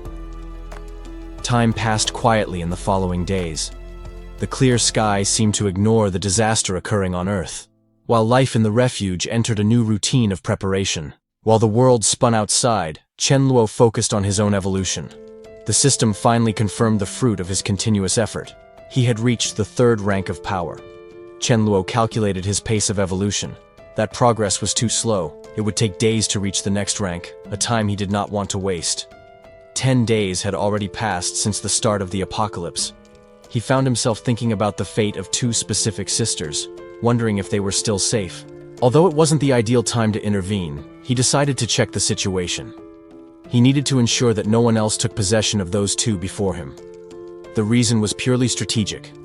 One of them possessed a rare resurrection spell. A power of that magnitude should belong exclusively to his arsenal. Meanwhile, the guardians of that refuge went out to hunt cores. They left strict orders that the door should never be opened in their absence. The instruction was clear and severe. Ignore any calls for help, even if someone was dying on the doorstep. Internal security was the absolute priority. Night covered the residential complex, concealing both the monsters and the intentions of those who moved furtively through the shadows of the city. Chen Luo cleared the area with brutal efficiency. He decimated the creatures around, accounting for each kill to maximize his experience gains. With the massacre over for now, he turned his attention to the real goal. The sisters lived in the area just ahead, waiting to be found. He rummaged through his memories in search of the exact address. If his memory served him right, the target was in apartment 201 of the 3rd unit. Standing before the building, Chen Luo instructed his dog to act naturally. The animal needed to play the role of an ordinary dog so as not to arouse suspicion. However, the dog stopped abruptly. His ears perked up, detecting a presence that had escaped his master's initial senses. Chen Luo noticed the immediate change in behavior. The animal's low, defensive growl indicated that something unexpected was about to happen. A shout echoed from the dense vegetation, calling the dog's name with a tone of surprised recognition. Before they could react, a white blur jumped out of the bushes.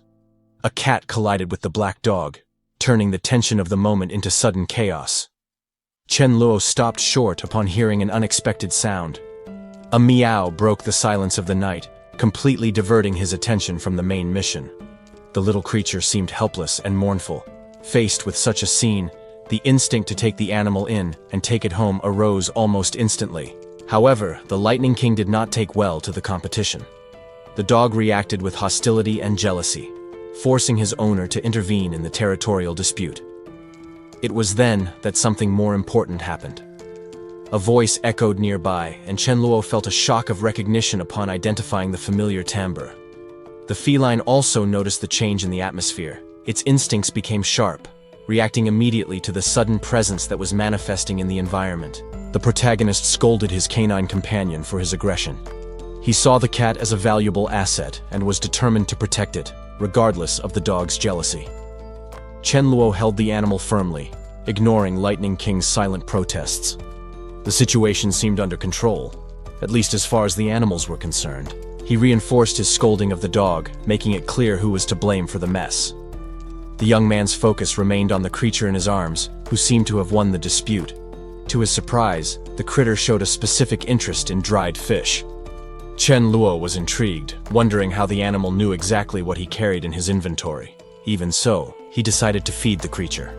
In the protagonist's logic, accepting the food was the same as accepting a new owner, sealing a silent contract of ownership. However, the true owner watched everything from above. Mi Li appeared on the balcony, noticing the stranger improperly interacting with her pet. Chen Luo soon understood the misunderstanding upon hearing the critter's name. The cat already had a home, a detail his future memories failed to predict, creating a strategic doubt. The girl wasted no time and came down to intervene. Enveloped in an aura of power, she quickly approached to reclaim what belonged to her. With an agile movement, she rescued the feline from the young man's hands. Despite the brusque action, she noticed through her keen senses that the intruder did not emanate malicious intentions. Mi Li comforted her pet, apologizing for the scare. Although relieved, she remained on guard, instructing the cat to stay away from that unknown man. Chen Luo quickly analyzed the situation.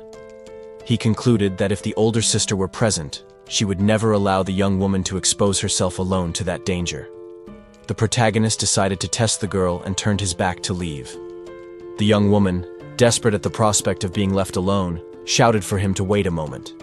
She became visibly anxious. The possibility of losing the protection of that powerful stranger panicked her. The little feline, however, had its own priorities. The animal meowed at Chen Luo, complaining that it had been hungry for too long. The young man smiled, realizing an immediate tactical advantage. He promised the cat that he would take it to a nearby supermarket where they would certainly find dried fish. Using the animal as a bargaining chip, Chen Luo made a proposal to the owner. He suggested that they cooperate to seek supplies together, combining business with pleasure. The cat immediately agreed with the plan. The prospect of food spoke louder than any cautious loyalty to its owner. The kitty made its position very clear. If the girl refused the offer, it was willing to abandon her to follow the one who offered food. Chen Luo held the animal firmly, amused by the situation. He teased the young woman, suggesting that she wait at home while he fed the trader. The girl panicked immediately. The idea of being abandoned by her own pet and losing the chance to obtain resources was unacceptable. The protagonist maintained a neutral expression, awaiting her capitulation. He knew he had emotionally cornered the young woman. She hesitated for a brief moment, processing the manipulation. In the end, she realized that she had no choice but to give in to the duo's demands. Meanwhile, Chen Luo's canine companion was not happy at all. The dog reacted aggressively, showing jealousy of the attention given to the new ally. Determined not to be left behind, the young woman quickly equipped herself with what she had on hand. She announced that she was ready to leave, accepting the forced alliance. Chen Luo watched her amateur preparation with some skepticism. Despite the fragile appearance, the makeshift team was formed to face the outside world. Chen Luo decided it was time to formalize introductions and explain the group's dynamics to the newcomer. He pointed to the robust man beside him, introducing Su Daju as the brute strength and warrior of the team. Next, he indicated the dog at his feet, making it clear that Lighting was a battle companion, not just an animal. The young woman listened attentively, processing the information and trying to understand her place in that hierarchy. She realized that she had found powerful allies and that she would need to prove her worth quickly. Chen Luo made a point of emphasizing that, in that group, even the animals possessed hidden and lethal abilities. The protagonist then revealed his own class as Void Mage and directly questioned what her contribution would be. Mi Li began to explain her communication talents, but was abruptly interrupted by the feline. The animal detected the danger before any human, shouting an urgent warning about the approach of enemies. The zombies emerged from the darkness, moving towards the group with frightening coordination. The horde advanced rapidly across the lawn, shortening the distance to an inevitable confrontation. Mi Li acted on instinct and offered tactical support, announcing that she could amplify the physical strength of the fighters. With a graceful movement, she cast a strengthening spell on Su Daju, enveloping him in magical energy. Chen Luo watched the execution of the spell with interest, calculating the potential of that new support ability. Empowered by magic, Su Daju intercepted the first undead and crushed it with a brutal blow. Chen Luo immediately ordered the others to retreat. He needed to create the perfect scenario to test the new member. The protagonist rejected any external intervention. The girl would have to face that challenge alone if she wanted to survive in the new world. Mi Li had never faced a zombie before. Despite the evident fear, she decided to use the creature as a training dummy for her combat skills. The danger became physical in an instant. The creature's rotten claw reached for her flesh, demanding an immediate reaction. Chen Luo analyzed her posture. He realized that, although she seemed fragile on the outside, the young woman possessed a surprising inner resilience that had kept her alive until then. The mage carefully observed each movement. That was the decisive moment to know if she would be dead weight or a valuable ally. Moments before, Su Daju had handed her an improvised weapon. With the encouragement of her companions, the responsibility now rested entirely on her hands. Faced with the approaching horror, Mi Li hesitated. Fear threatened to paralyze her instincts as death walked towards her. However, her fingers tightened on the metal with determination. She converted the dread into adrenaline, refusing to be a victim. Convincing herself that she was capable, the young woman went on the offensive. The war cry served to muffle her own terror. The blow connected violently. Mi Li unloaded all her frustration and fear into the attack against the undead. She didn't stop at the first impact. Driven by panic, she continued to wield the weapon blindly, screaming to ward off the nightmare. The girl completely lost her composure, beating the corpse long after it had fallen. Chen Luo watched the scene, surprised by the sudden ferocity. When the dust settled, the protagonist approached to calm her down. He offered water and validated her effort, acknowledging that the test had been a success. Mi Li drank greedily, but the tension finally took its toll. Tears streamed down her face as she processed the violence of what she had just done. Chen Luo offered water to the young woman, trying to keep the mood light after the tension of combat. He seemed pleased with the progress they had made up to that point. The small feline, however, was not at all happy with the situation. The creature huffed, impatient with the human's interaction and demanding attention for itself. The protagonist had already ensured that the floor was clear of threats. With a surge of power, he swept the immediate dangers from the area, ensuring a safe perimeter. The young fighter confirmed that everything was quiet for now. Mei Yu agreed, still getting used to the lethal efficiency and protection of her savior. Suddenly, the animal's behavior changed drastically. Chen Luo observed the cat's reaction, feeling that there was something peculiar and valuable in that little creature's sensory abilities. The fighter narrowed his eyes, analyzing the strategic possibilities. He realized that this was no ordinary animal and decided it was worth investing in that alliance. Determined to win the feline's loyalty, Chen Luo offered a treat. He suggested that the animal save its appetite, promising a much superior culinary reward later. The promise of fresh fish worked instantly.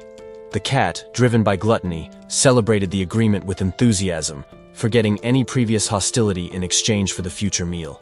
Meanwhile, Mei Yu found some supplies and smiled, relieved. However, she was too distracted to notice the gigantic and menacing shadow that was silently emerging behind her.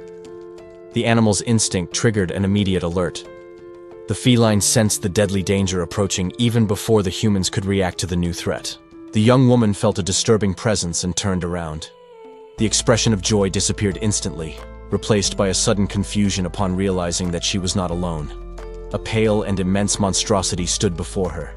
The creature blocked any escape route, staring at its helpless prey with a hungry malice. Terror paralyzed Mei Yu, causing her to collapse to the ground. The monster, dominated by an insatiable hunger, advanced, making it clear that it intended to devour her right there. Before the beast could carry out the attack, Chen Luo appeared with impressive speed. With a devastating blow, he intercepted the creature, preventing the worst. The impact unbalanced the giant, creating a perfect opening in combat. Mei Yu understood the signal and took the chance to run, moving away from the danger zone. Mei Yu closed her eyes, her body tense, awaiting the fatal impact that seemed inevitable in the face of that threat. However, firm arms supported her before the worst happened. Chen Luo held her, maintaining absolute calm in the midst of danger. The protagonist immediately identified the creature. It was a devourer, an enemy he had faced and studied countless times in his past life. Knowing the brutality of what was to come, the young man ordered her to look away to spare her from the grotesque sight of the combat. Chen Luo's mind worked quickly, recalling the brute strength of that monster and its dangerous tendency to self-destruct. He needed to be precise. Mei Yu obeyed, shrinking behind her protector, still trembling from the immediate encounter with death. While watching his broad back, the girl felt a mixture of residual fear and a new curiosity about that powerful stranger. The fighter focused his energy in the palm of his hand, preparing to end the confrontation before the beast could react. Upon noticing a gap in the devourer's defensive posture, Chen Luo realized that this was the perfect moment to counterattack. Without hesitation, he channeled all his offensive power into a single devastating blow, aiming to eradicate the threat instantly. The energy blade sliced through the air with surgical precision and controlled violence, sealing the monstrosity's fate. The monster collapsed, defeated. Chen Luo stood still, serving as a living shield between the girl and the remains of the battle. Mei Yu could hardly believe what she had just witnessed. That terrifying monster had been eliminated with just one fluid, dominating move. Relief washed over her as she realized she was truly safe. His proximity dispelled the cold fear that had paralyzed her.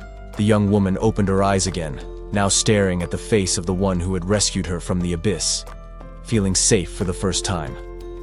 The immediate danger had passed, and Mei Yu's adrenaline gave way to a different feeling.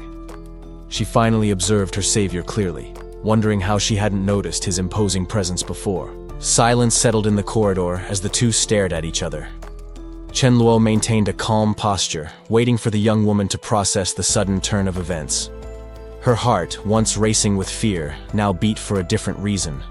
Gratitude mixed with a sudden shyness before this powerful stranger. Chen Luo knew exactly the psychological impact of his actions. The cliché of the hero saving the damsel was an old tactic, but he calculated it would be extremely effective in securing loyalty. With a calculated gesture of approach, the protagonist broke the barrier between them. He accepted her reaction, aware that this connection would facilitate his future plans. However, reality soon returned for Mei Yu. She hesitated, remembering with regret that she couldn't simply leave, as she had family obligations to fulfill. Worry filled her thoughts. Loyalty to the sister waiting for her at home spoke louder than the immediate safety offered by the warrior. Even the small spirit creature accompanying her was incredulous. Refusing the protection of someone so strong seemed like an unjustifiable madness in that chaotic world. However, Mei Yu's determination faltered instantly at the thought of real food. The promise of a hot meal and the uncertainty about her sister's return created a voracious internal conflict. Noticing the hesitation, Chen Luo seized the opportunity. He softened his approach with a confident smile, suggesting that distance would not be a real obstacle. The young woman's resistance crumbled completely before the concrete offer. In times of absolute scarcity, the vision of a lavish table was an impossible argument to refute. The simple sight of that abundance seemed like a distant dream.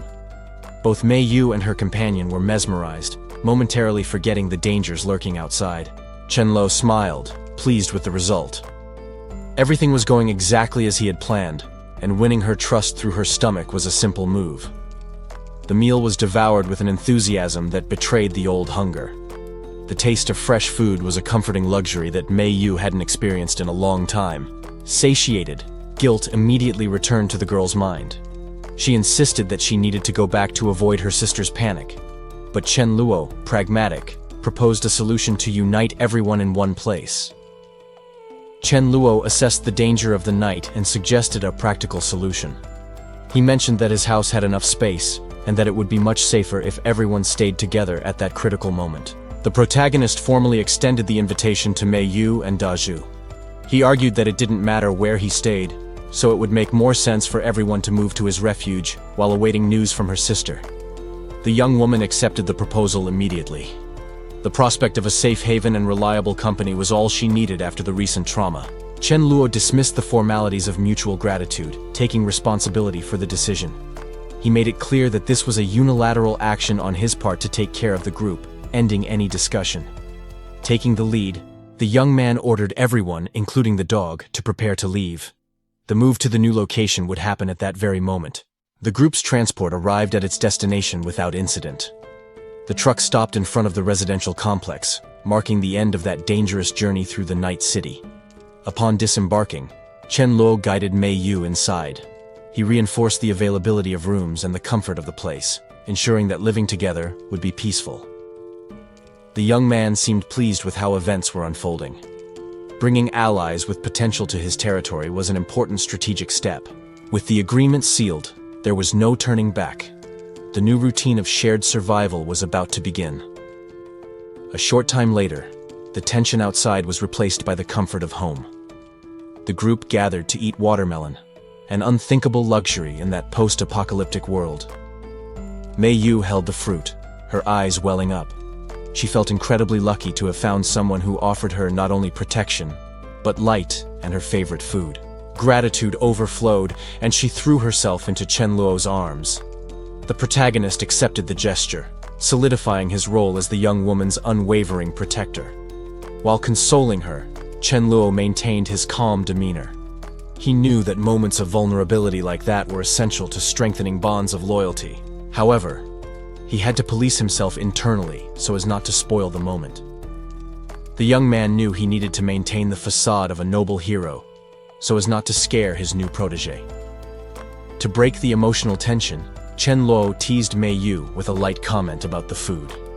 The young woman blushed with shame, dispelling the heavy atmosphere with a moment of relaxation. Mei Yu satiated her hunger eagerly, enjoying the newfound safety. Chen Luo watched the scene, pleased to have ensured the well-being of his new allies before proceeding. The protagonist guided the group through the residence, offering his sister's old office as a room for Su Daju.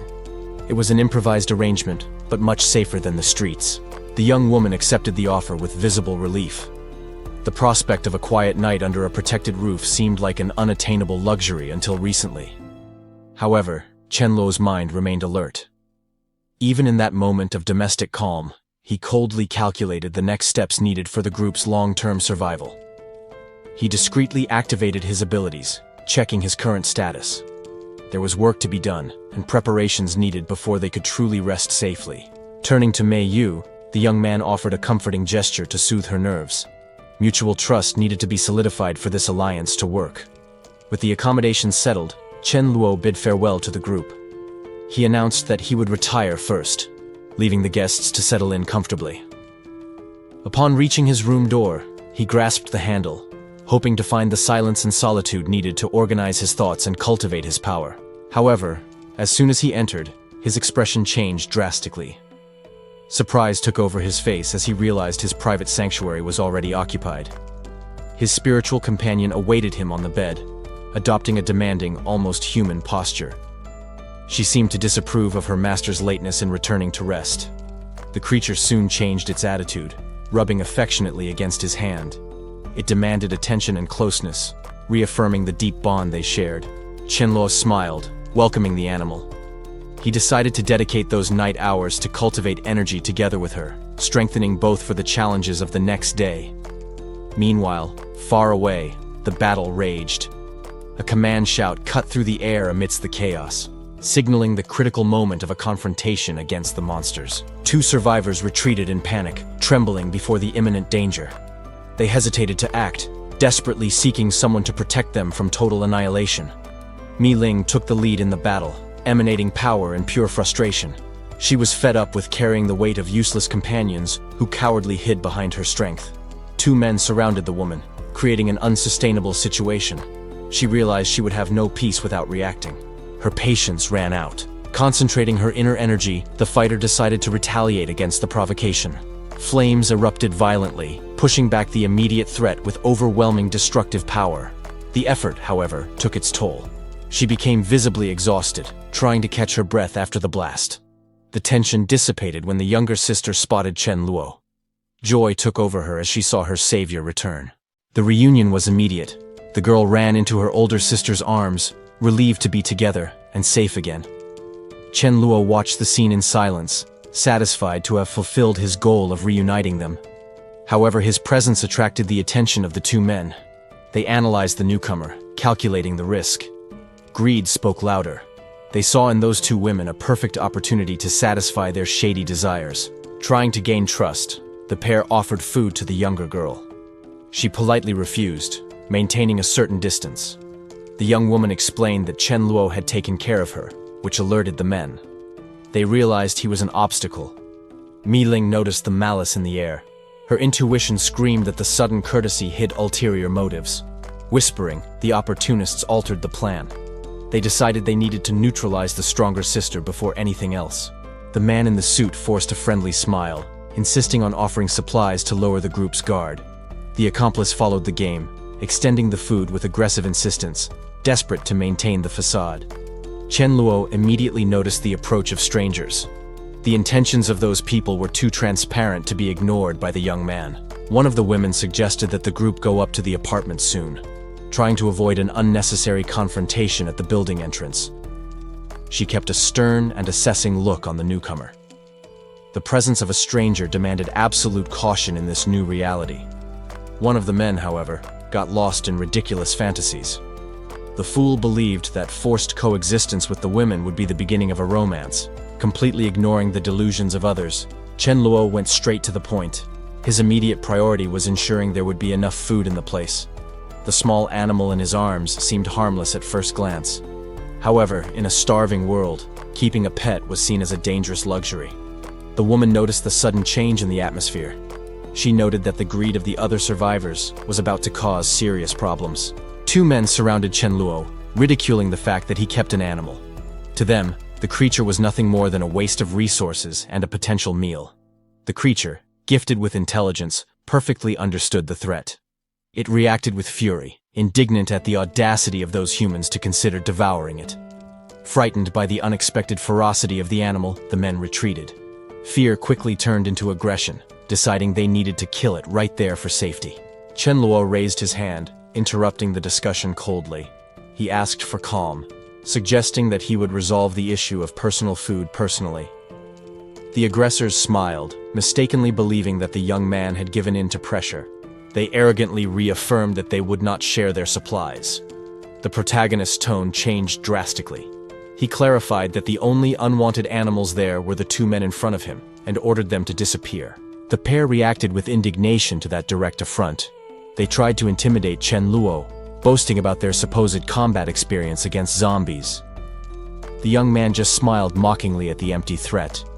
Their attempt to use fear against a fighter of his level was pathetic. The men began to complain, using the hardships of the road as justification for their greed. They felt the world owed them something for what they had suffered.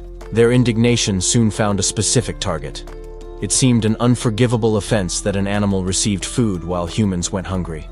The logic of brutal survival spoke louder. To them, there was no reason to hesitate. The creature was just meat available to satiate the group's hunger. One of them tried to rationalize the barbarity, suggesting that the animal's sacrifice would be an act of collective charity for the good of all. However, the woman accompanying them lost her patience. She interrupted the hypocrisy, revealing that she knew they had been stalking the group for some time. The direct accusation caught the two off guard. The attempt to justify their selfish actions was cut short by her reprimand. Chen Luo, in turn, wasted no time with moral discussions. With a cold smile, he whispered a lethal order to the creature in his arms. The animal understood the command immediately. Behind the harmless appearance, the beast was ready to defend its owner. The woman watched in disbelief as the dog advanced. To her, it seemed like a suicidal act, a small creature running straight to its death. Completely ignoring the massacre that was about to occur, Chen Luo turned his attention to the young woman beside him. He questioned whether protecting her sister was really the solution. The young man gestured, making it clear that Mili's old alliances might not be as safe as she thought. The other woman watched the interaction suspiciously, surprised to notice the intimacy and peculiar arrangement between the two. Away from prying eyes, Chen Luo cornered her against the wall. He needed to break her passivity and force her to face reality. He explained cruelly that her obedience was her greatest weakness.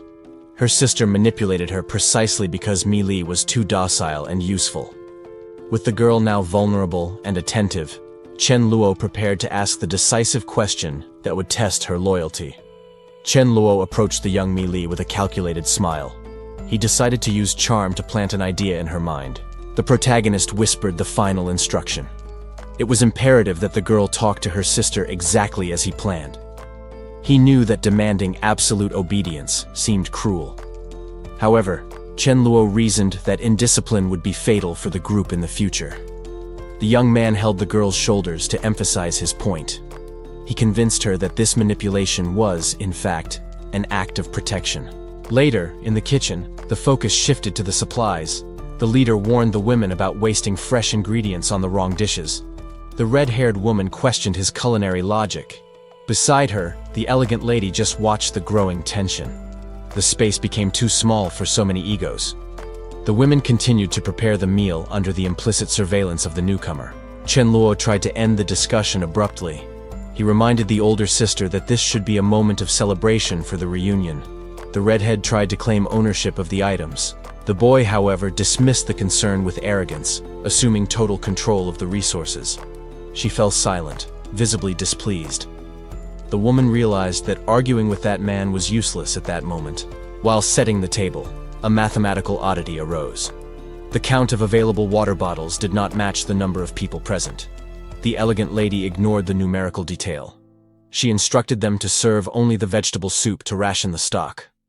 The meal was served with extreme care. Every drop of food was worth gold in that new, brutal, and scarce reality.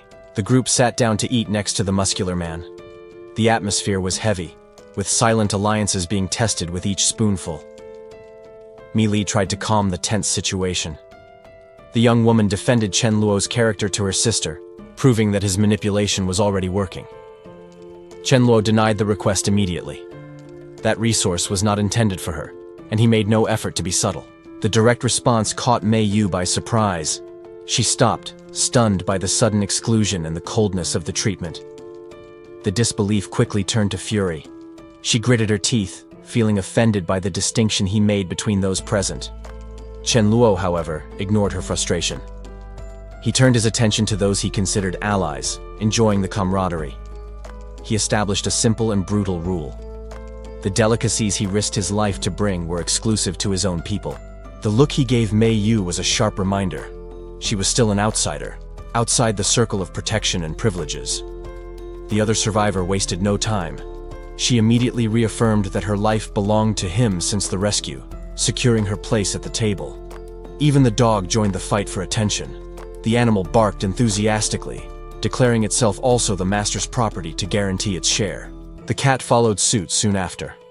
The promise of high-quality food was enough to buy the loyalty of any creature there. Chen Luo watched the scene with contained satisfaction. The absolute obedience, motivated by reward, amused him. He then turned back to Mei Yu. There was a tone of mockery and amusement in his expression as he provoked her. Mei Yu felt her face burn with shame. His direct question about humiliation struck her pride like a physical blow. She realized she was at a complete disadvantage. Anger bubbled inside her, but the reality of her inferior position was undeniable. Chen Luo remained restrained, indifferent to the protests about the food. He made it clear that he wouldn't waste valuable resources on those who didn't deserve it. Mei Yu felt the weight of her own insignificance. Cornered and without options, she had to endure the moment, swallowing her wounded pride. Chen Luo offered the crab to young Mi Ling, ignoring the previous tensions. The girl accepted the food readily, thanking her benefactor. The older sister reacted strangely to that interaction, feeling a sudden discomfort that made her choke. She immediately decided that she couldn't allow that situation to continue without her direct intervention. Taking a deep breath, the woman tried to calm her own anxiety before acting. Her eyes landed on a piece of men's clothing forgotten on the bed, which solidified her resolution. Mi Ling, however, just watched the scene with innocent curiosity, without understanding her sister's machinations. The woman clenched her fists, trembling with frustration and determination. She needed to take the initiative. Turning to the youngest, she suggested that the girl continue her meal elsewhere, strategically dismissing her. With privacy guaranteed, she began to undress, hinting that the moment for dessert had arrived. Desire consumed her.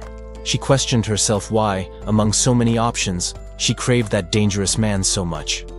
To regain focus, the woman slapped her own cheeks, forcing herself to maintain composure and not appear desperate.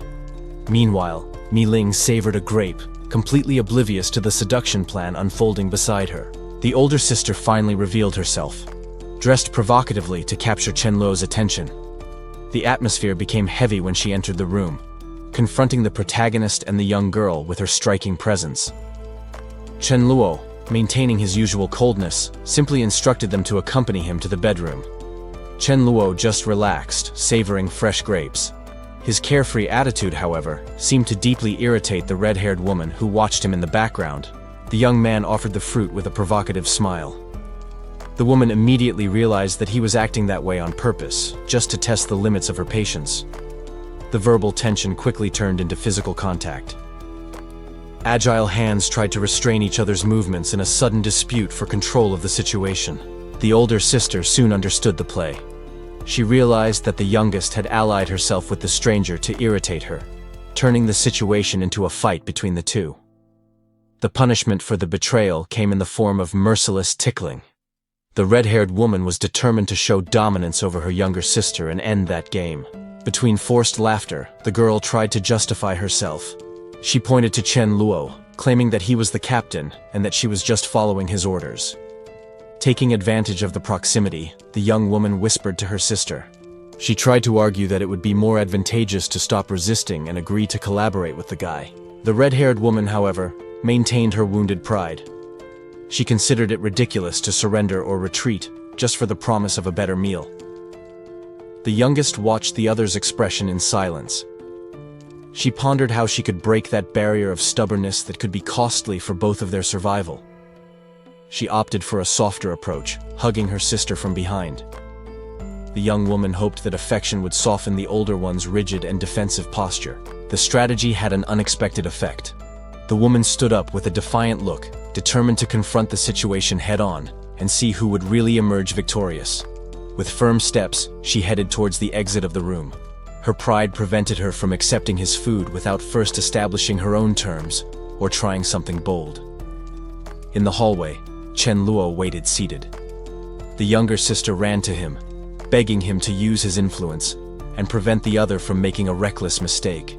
The protagonist listened to the appeal with absolute tranquility. While stroking his cat, he seemed to coldly calculate whether it was worth intervening in the sister's drama. The small animal, however, showed less patience. The cat's expression seemed to reflect its owner's cynical thoughts about the complicated and willful behavior of those women. The small animal grumbled to itself, annoyed at having to go out in that unbearable heat. To him, it all seemed like a big waste of time. The young woman, worried about Chen Luo's safety, insisted that he take the electric baton. She knew that the dangers out there did not allow for carelessness. Observing the girl walking away, the protagonist reflected on his recent actions. He realized that dealing with Mi Ling in such a playful way had been a tactical error. The memory of the previous confrontation came to the surface, when she furiously accused him of stealing supplies. At that moment, the woman did not hesitate to physically attack him to defend what was hers. Chen Luo decided that ignoring the provocations was the best strategy to save time. Soon after, the tension decreased when she finally managed to feed herself, contenting herself with the modest meal. Seeking a definitive truce, the young man suggested they prepare more food together. He tried to act naturally, ignoring the recent conflict to create an atmosphere of cooperation. Maintaining a calm smile, Chen Luo directly asked her to put aside her hostility. There was no benefit in continuing to act like enemies within the shelter. He then proposed a change in the dynamic between them. It was time to test her capabilities, but in a controlled manner. The red-haired woman, realizing the seriousness of the proposal, agreed to lower her guard. She agreed that a civil conversation would be the best path at that moment. Sitting face to face, Chen Luo took control of the negotiation. He needed to make his position clear before making any kind of agreement. Although he apologized for the previous mistake, he was firm in his condition. As long as she didn't recognize his leadership as captain, the supplies would remain blocked. The young man's gaze hardened as he emphasized his priority. The group's hierarchy and strategy were crucial for survival, and he would not give up his authority. Mi Ling was taken aback by his words. The revelation made her question whether the determination and power he claimed to have were actually true. Chen Luo confirmed with a radiant and disarming smile. His expression conveyed unwavering confidence, dispelling any doubts she might still have. Excited, she demanded an immediate duel to test this strength, but he strategically refused.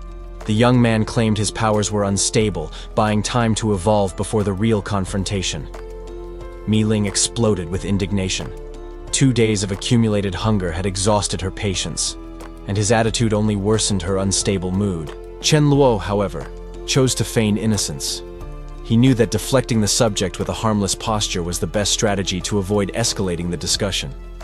The atmosphere immediately became heavy. Even the guard dog sensed the hostility in the air, remaining on high alert in the face of the tension between the humans. A sudden knock on the door interrupted the fight. Someone outside demanded to know if there were residents present at the location. The woman ignored the call, turning her back. Her mind was focused only on her own hunger and the irritation of having her desires denied. But Chen Luo realized the danger. While she walked away carelessly, the young man noticed that this inopportune visit carried hidden intentions. The younger sister appeared in the entrance, interrupting the moment. Her hesitant posture revealed that she brought worrying news about who was outside. A bitter memory surfaced. There was a limit to charity in this new world, and they were about to cross it. The young woman warned that their generosity was being exploited. Continuing to give in to that person's whims would end up draining everyone's vital resources. The protagonist observed the dynamic between the two. He quickly understood that the sisters were hostages to a social leech who abused the kindness of others. Chen Luo decided to take control of the situation. Confidently, he offered to accompany the sisters and deal with the problem personally. As he stood up, he felt the malice emanating from the recent visit. While he calculated his movements, a small feline sought refuge at his legs. The young man gently welcomed the animal into his arms. The fragility of that life contrasted with the coldness needed to face the external threat. A plan formed in his mind. His gaze suggested that benevolence was over. He knew exactly how to treat malicious intruders. The source of the trouble was finally revealed. An elderly woman stared at the resident sternly, ready to demand what did not belong to her. The neighbors gathered on the staircase, conspiring in hushed voices. They discussed their plans with an air of superiority, certain that they were in control of the situation. The older woman boasted about her new physical condition. She felt that her strength had miraculously returned, dispensing with the remedies and seeing the capture of Mi Ling as a mere opportunity for profit. Driven by greed, the group armed themselves with improvised tools. They marched with aggressive determination, ready to use brute force to get what they wanted. From his position, Chen Luo observed an object left in the courtyard. That small detail indicated that the confrontation was about to begin. The burly man, known as Da Zhu, displayed a fierce expression. He was eager for violence, fully confident in his physical strength to intimidate any opponent. Meanwhile, the protagonist maintained absolute calm. He stroked his cat, demonstrating total indifference to the threat that was forming outside. The young woman from the enemy group activated her support powers. She channeled energy to strengthen Da Zhu, believing that this supernatural bonus would guarantee their victory in the impending confrontation. Strengthened, the invader advanced towards the door. However, Chen Luo's shadow dog sensed the hostile approach and issued an immediate warning. The red-haired woman reacted to the sound of the commotion. Realizing the invasion, she tried to organize a quick defense, instructing the others not to panic. She then looked at Chen Luo with curiosity. Instead of fear, the young woman seemed interested in seeing if the invaders possessed real strength or if they were just arrogant. Beside the protagonist, she observed the dynamics of the battle. The woman noted with surprise that even the dog seemed to possess special abilities, questioning the nature of that power. The gang of neighbors surrounded Chen Luo in the courtyard. Confident in their numerical superiority and the buffs received, they prepared to massacre the lone young man. One of the aggressors did not hesitate and attacked with full force. The baseball bat came down violently, aiming to crush the protagonist's shoulder in a blow that seemed decisive. However, the attack had no effect whatsoever. Chen Luo remained motionless, receiving the direct impact on his neck without showing any sign of pain or injury. Panic began to set in among the aggressors. They retreated, incredulous, realizing that the young man's physical resistance went far beyond what was humanly possible. The black dog, far from being a common animal, unleashed a sudden burst of energy against the attacker. The burly man screamed as he was hit by the shock, his attack interrupted before it even began. Chen Luo watched the scene with indifference. The outcome of that confrontation was already clear to him. The protagonist, however, decided it was time to intervene. He turned to the young woman beside him with a specific order. Mi Li pointed to herself, stunned. The idea that she should actively participate in this seemed absurd. With a calm smile, the young man explained the logic behind his request. He was thinking about her future. He argued that facing violence now was vital for her safety. The sooner she got used to it, the better her chances of survival would be. Chen Luo offered the knife. With no way to refuse his logic, the girl accepted the weapon, reluctantly agreeing. While the enemy was subdued by Da Zhu, the protagonist insisted that Mi Li deliver the final blow.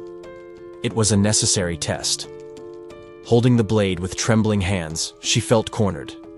It seemed that Chen Luo and the other woman had conspired to force her to cross that line. Gratitude for the invitation mixed with dread. She tried to argue that this was not a task for someone like her, but fate was already sealed. The blade came down with force, ending the discussion and the opponent's life in a single motion. The reality of the act was immediate and visceral. Mi Li's body reacted violently to the brutality she had just committed. Chen Luo tried to comfort her, assuring her that the revulsion would pass with time. He shifted the focus to the reward that awaited them, a hot meal prepared by Sister Yu. The sight of a hearty bowl of meat surprised the red-haired woman. In that devastated world, such luxury seemed almost like a dream. Chen Luo offered the meal, observing the timid reaction of the girl beside him. She seemed nervous, perhaps unaccustomed to such generosity in such difficult times. However, the spiritual presence accompanying the young woman seethed with frustration. She was physically unable to participate in that moment, which made her visibly irritated. The steaming dish exuded an inviting aroma, serving as a silent and cruel provocation for those who did not possess a tangible body at that moment. The spirit woman did not contain her indignation and exploded in jealousy. She cursed furiously, outraged at being forced to watch others eat while she remained hungry. Chen Luo, however, ignored the invisible protests. He remained focused on the conversation with the shy young woman, acting naturally in the face of the supernatural situation. The torture of smelling without being able to taste was pushing the entity to the limit of her patience and sanity. She tried to resist, but the desire was overwhelming. Each note of the food's aroma tested her self-control, making her oscillate between olfactory pleasure and pure rage. The temporal restriction was her greatest enemy. As the afternoon fell, she could only hate that delicious smell that constantly reminded her of her limited condition. Suddenly, fury gave way to logical distrust. She realized that the amount of dishes served was incompatible with the small storage capacity of the house. Determined to unravel that logistical mystery, she dashed towards the kitchen to personally investigate the source of the food. The reality before her eyes left her stunned. The refrigerator, which should have been almost empty, was now overflowing with meats, vegetables, and fresh provisions. The shock transformed into immediate questioning. She needed to understand how that fortune and supplies had appeared there without her prior knowledge. The entity confronted the sister physically, demanding answers. That stock would guarantee their survival for years, a change of fate that seemed too good to be true. The young woman, however, reacted lightly to the other's aggression. She apologized with a mischievous smile, admitting that she had forgotten to mention the guest's provisioning ability. Regaining her proud posture, the spirit woman turned to Chen Luo. She declared that, despite the banquet, she would not hesitate to test his strength in combat the next day. The spirit woman lost herself in delusions of grandeur. In her mind, she imagined the moment when the human would finally bow down and serve her like a queen. Chen Luo, however, had more urgent priorities. He calculated that he needed to advance to level 4 immediately if he wanted to unlock the ability to walk through the void. Common crystals were no longer enough for such a feat. The young man then decided to use the Rat King's core, a much denser and more dangerous source of energy. He began the absorption process. The raw energy invaded his system, requiring total concentration to be converted into mental power. The intensity was almost unbearable. Chen Luo felt his mind being pushed to the limit, fighting against the pain to not lose control of the process. With a final effort of will, he broke through the barrier that limited his potential. The agony gave way to a wave of renewed power. The success was total. The protagonist felt the qualitative change in his combat strength. He had finally reached the long-awaited level 4. Eager to test the new ability, he instructed the cat to stay in the room. He needed another target to experience his stealth. In another room, the guard dog maintained his nightly vigil. The animal seemed bored, unaware that he would become the owner's guinea pig. Space warped, and Chen Luo emerged from nowhere. The teleport ability worked perfectly, catching the dog completely off guard. The young man smiled with satisfaction. Void Walk wasn't just a theory. Now he possessed a lethal tool for ambushes and escapes. The dog, recovering from the fright, felt betrayed. He was there to protect the house, not to be a toy for his owner's skill tests. The sudden commotion attracted the spirit woman. She appeared visibly annoyed, accusing Chen Luo of deliberately causing a ruckus to disturb her sleep. The survivor wasn't fazed by the scolding. With a wry smile, he countered her arrogance, making it clear he wasn't there to please her. The direct response left her momentarily speechless. She realized that this human wasn't someone who would be easily intimidated or controlled. Chen Luo noticed the opponent's excessive self-confidence and decided to test her. He proposed raising the stakes of the challenge, turning the training into something much more serious. The red-haired woman listened to the taunt with skepticism. She seemed to assess whether the boy's arrogance had any basis or was just bravado. The protagonist, however, maintained his sly smile. He was about to dictate the rules of the game, certain that he had control of the situation. Chen Luo set a simple yet humiliating condition. He challenged her to defeat him, implying that any other result would be a total failure for her. The young woman felt offended by the proposal. To her, those words sounded as if he was openly belittling her even before the fight began. However, she quickly regained her composure and smile. She accepted the challenge, determined to punish his audacity and show her true strength. In a mocking tone, Chen Luo explained the penalty of the bet. If she lost, she would have to endure a single blow from him, a condition that seemed absurd at that moment. The protagonist's expression then hardened. He made it clear that he had no intention of losing, ending the games before the combat. Without further objections, the duel was authorized in the outer courtyard. The group around watched in silence, awaiting the start of the confrontation. The woman wasted no time and advanced with determination. She prepared her best attack, focused on ending the fight in the first move.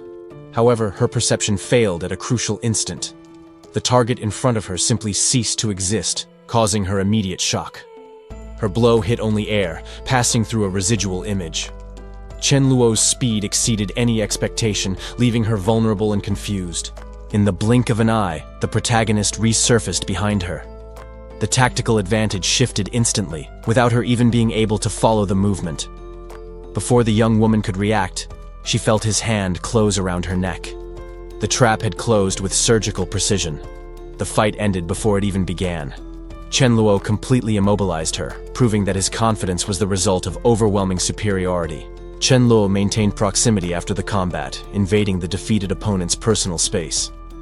The young woman felt her face heat up, caught off guard by his audacity and victorious smile. He held her firmly, but without violence, asserting his dominance. The girl, unable to look the winner in the eye, averted her gaze, trying to hide the embarrassment she felt. Her mind went into overdrive. She didn't know how to react to that situation. Her warrior pride conflicted with the sudden vulnerability and confusion that dominated her at that moment. The protagonist took advantage of her hesitation to whisper something, breaking any remaining defense. The tension of the duel turned into something different, leaving the young woman completely speechless. The scene did not go unnoticed. Another member of the group watched the interaction with a malicious smile, amused by the obvious embarrassment of her companion in front of the leader. However, the offer of food spoke louder than any shame or pride. Upon tasting the food, the young woman momentarily forgot the defeat and surrendered to the nostalgic and comforting flavor. Chen Luo watched the abrupt change in behavior with disbelief. Her ferocity completely disappeared before a simple hot meal, revealing an unexpected facet. While she was distracted, the group leader became serious again. There were much more urgent and strategic issues to resolve than the simple provocations between them. He addressed everyone present, taking command of the room naturally. The moment of relaxation was over. It was time to chart the next step for collective survival.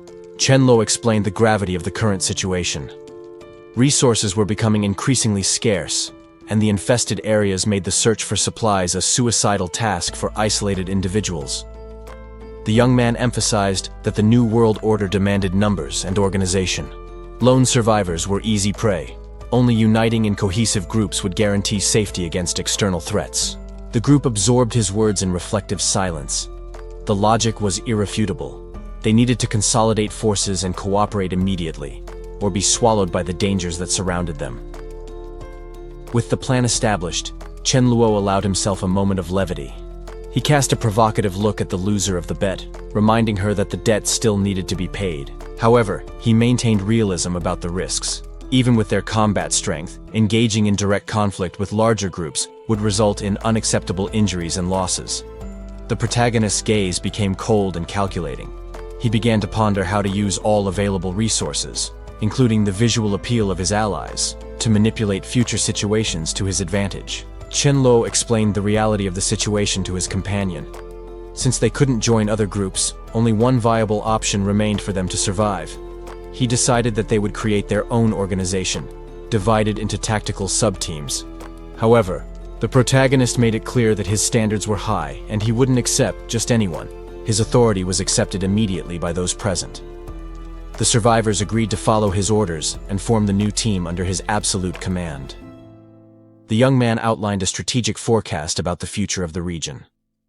He knew that, inevitably, the remaining humans would form a large refuge in the suburbs. Upon realizing that Mi Ling was convinced of the plan, Chen Luo changed focus. He recalled an outstanding bet between them that needed to be collected. He taunted the young woman about the defeat she had suffered. Chen Luo warned that trying to escape the promise would only result in worse consequences than the original agreement. The leader ordered Mi Ling to accompany him to his chambers. It was a private matter that needed to be resolved away from the eyes of the other members. Mi Ling followed him down the hallway, visibly nervous. The secretive atmosphere made her anxious about the exact nature of the repayment he would demand. The girl tried to mentally prepare herself, rationalizing her fear. She repeated to herself that it would only be a physical blow and that she would quickly survive the humiliation. Trembling and with her face burning, she finally positioned herself. Mi Ling closed her eyes and begged him to end this psychological torture quickly. However, Chen Luo surprised everyone with an unexpected gesture. Instead of preparing a violent attack, he simply pointed casually to his own face. Mi Ling froze, processing what that meant.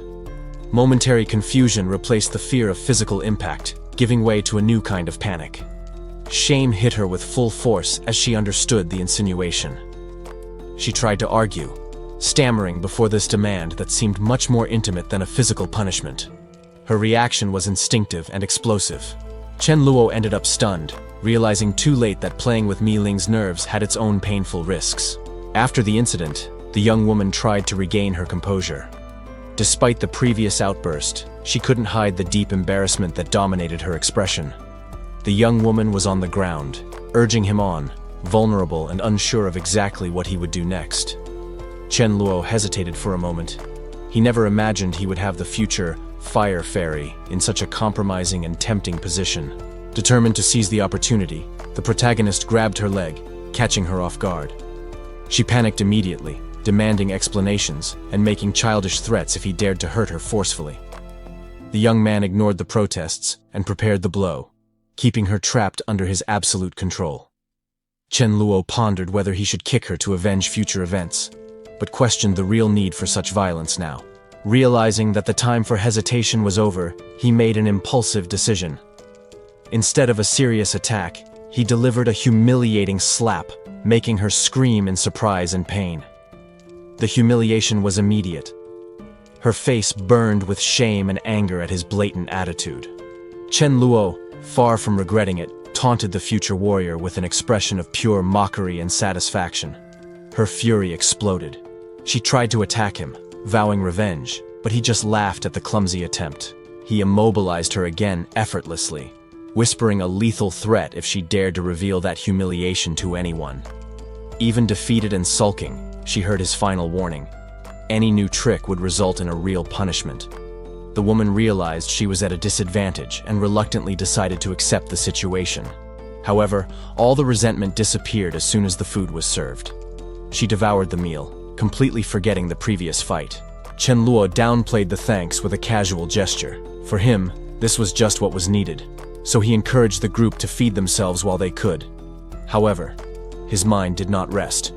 The young man analyzed the environment and concluded that the location was terrible, with poor visibility and difficult access to resources. He mentally drew up a new plan.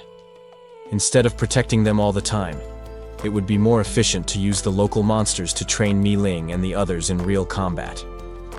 The protagonist rested his face on his hand, thoughtfully. The group's dependence was starting to become a burden that needed to be resolved soon. Suddenly, screams broke the silence. A group of men ran in panic, but swore to remain united even in the face of certain death. The fear etched on those faces was genuine. They were being hunted and knew that the chances of survival were minimal. Chen Luo recognized the signs of an attack by poisonous zombies. He noticed that the group leader could have fled alone, but chose to risk himself so as not to abandon his companions. That altruistic attitude caught the young man's attention. In a collapsed world, finding someone who refused to sacrifice allies was a valuable rarity.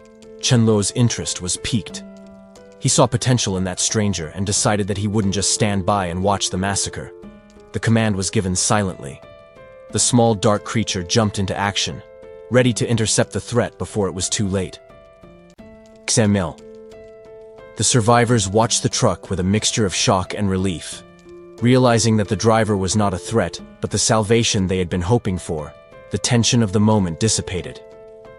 Chen Luo watched the group from the top of the cab with a slight smile. They offered immediate loyalty in exchange for rescue, but the protagonist was more interested in knowing what had happened to them. Meanwhile, Chen Luo's dog displayed an imposing presence. The animal, now awake, emanated a dangerous energy, proving to be much more than a simple pet. The lethality of that creature had already been demonstrated. The dog's electric power instantly fried the enemy, revealing the skeleton beneath the flesh in a brutal display of strength. The survivors recoiled, impressed and terrified by the display of power. They recognized that this animal possessed a strength that surpassed that of many awakened humans. Chen Luo got out of the vehicle and went straight to the point. Ignoring formalities, he questioned the group about their current conditions, and if everyone there had already awakened special abilities.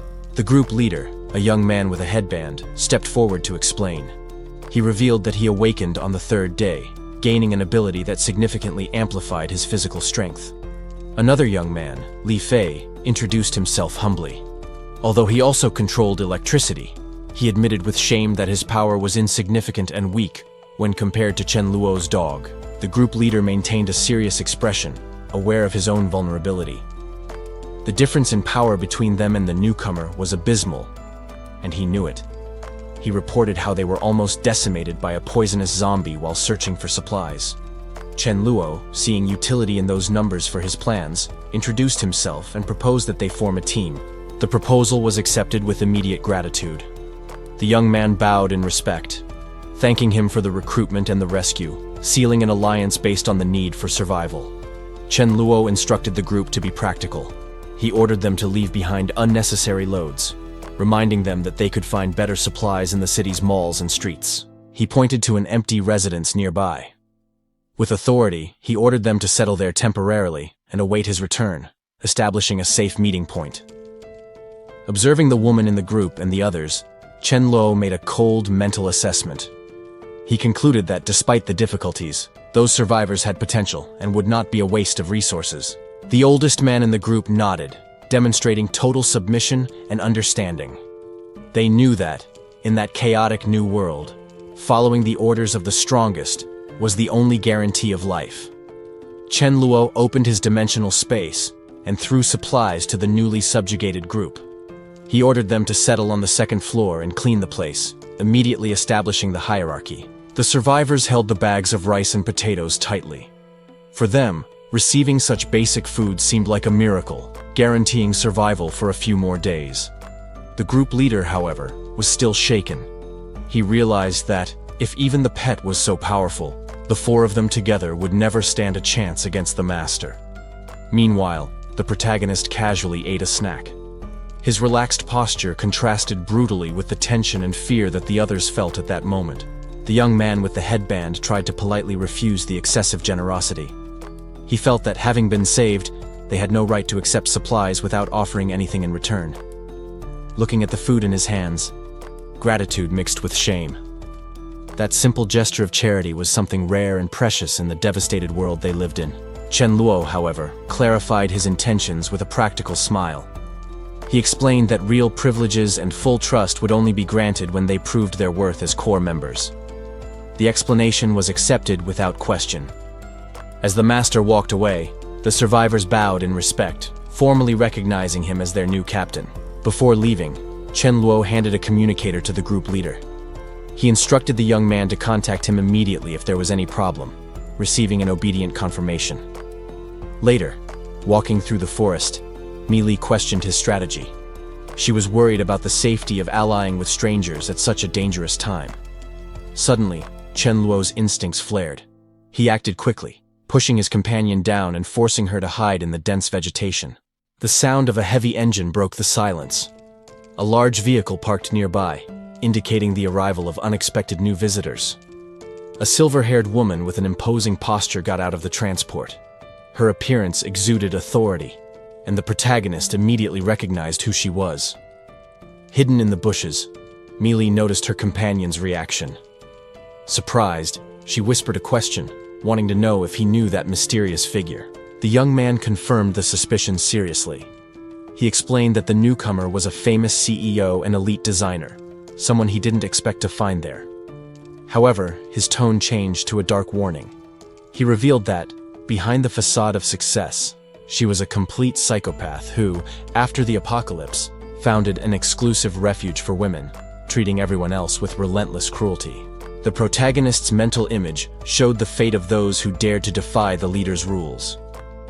Men and women were forced to kneel before her boots, facing severe and humiliating punishments under her icy gaze. The young man continued explaining that woman's twisted desires. In the old world, she was involved in scandals by turning Mi Ling into her personal toy, using her power to satisfy impulses that many were unaware of.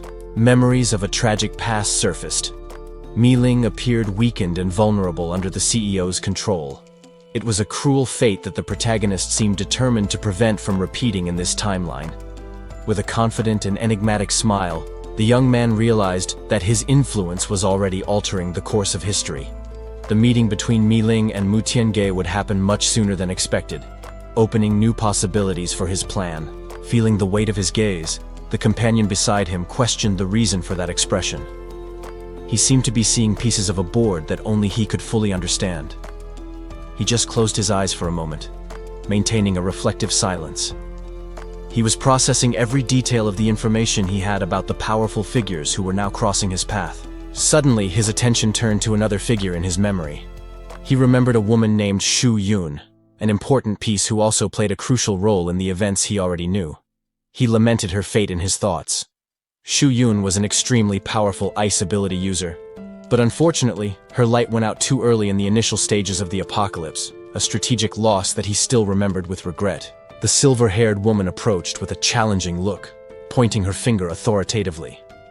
She didn't seem used to being ignored or questioned, maintaining a posture that exuded intimidating confidence in front of the protagonist. Faced with her insistence, the young man responded indifferently, crossing his arms as he protected Mi Ling. With an icy glare, he made it clear that her affairs were of no interest to him, cutting off any attempt at friendly dialogue. Without allowing time for replies, the protagonist turned his back and began to walk away, guiding Mi Ling away from that disturbing presence. He knew that prolonging that encounter would only bring unnecessary complications to his immediate plans. Watching them leave, the CEO narrowed her eyes, overcome with growing suspicion. In her thoughts, she swore that she needed to unmask that man and show Mi Ling who he really was, feeling that her influence was being threatened. As she planned her next step, the silver-haired leader's followers remained in the background, ready to act. The determination on the CEO's face indicated that she would not easily give up regaining control of the situation, even if she had to act from the shadows. The newcomer wasted no time with subtleties. She faced the interlocutor and made a direct proposal, inviting him to see the true nature of a certain man and to join her cause. Chen Luo, however, remained guarded in the face of the stranger. He refused the forced intimacy, reminding her that they didn't know each other well enough for casual conversations under the moonlight in the middle of the night.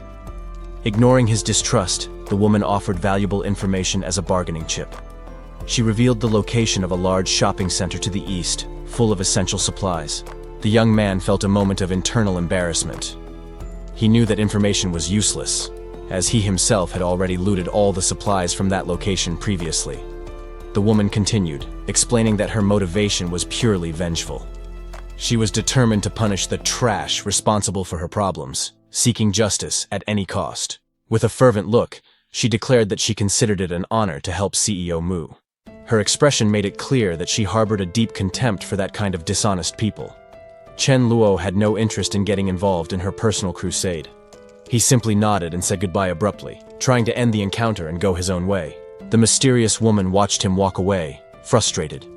Since her original plan to expose the enemy had failed, she realized that she would need to ask that person for help directly. As he walked, Chen Luo accessed his past life memories. He didn't know that the Mu Tiange faction acted so relentlessly, which made him reassess the situation.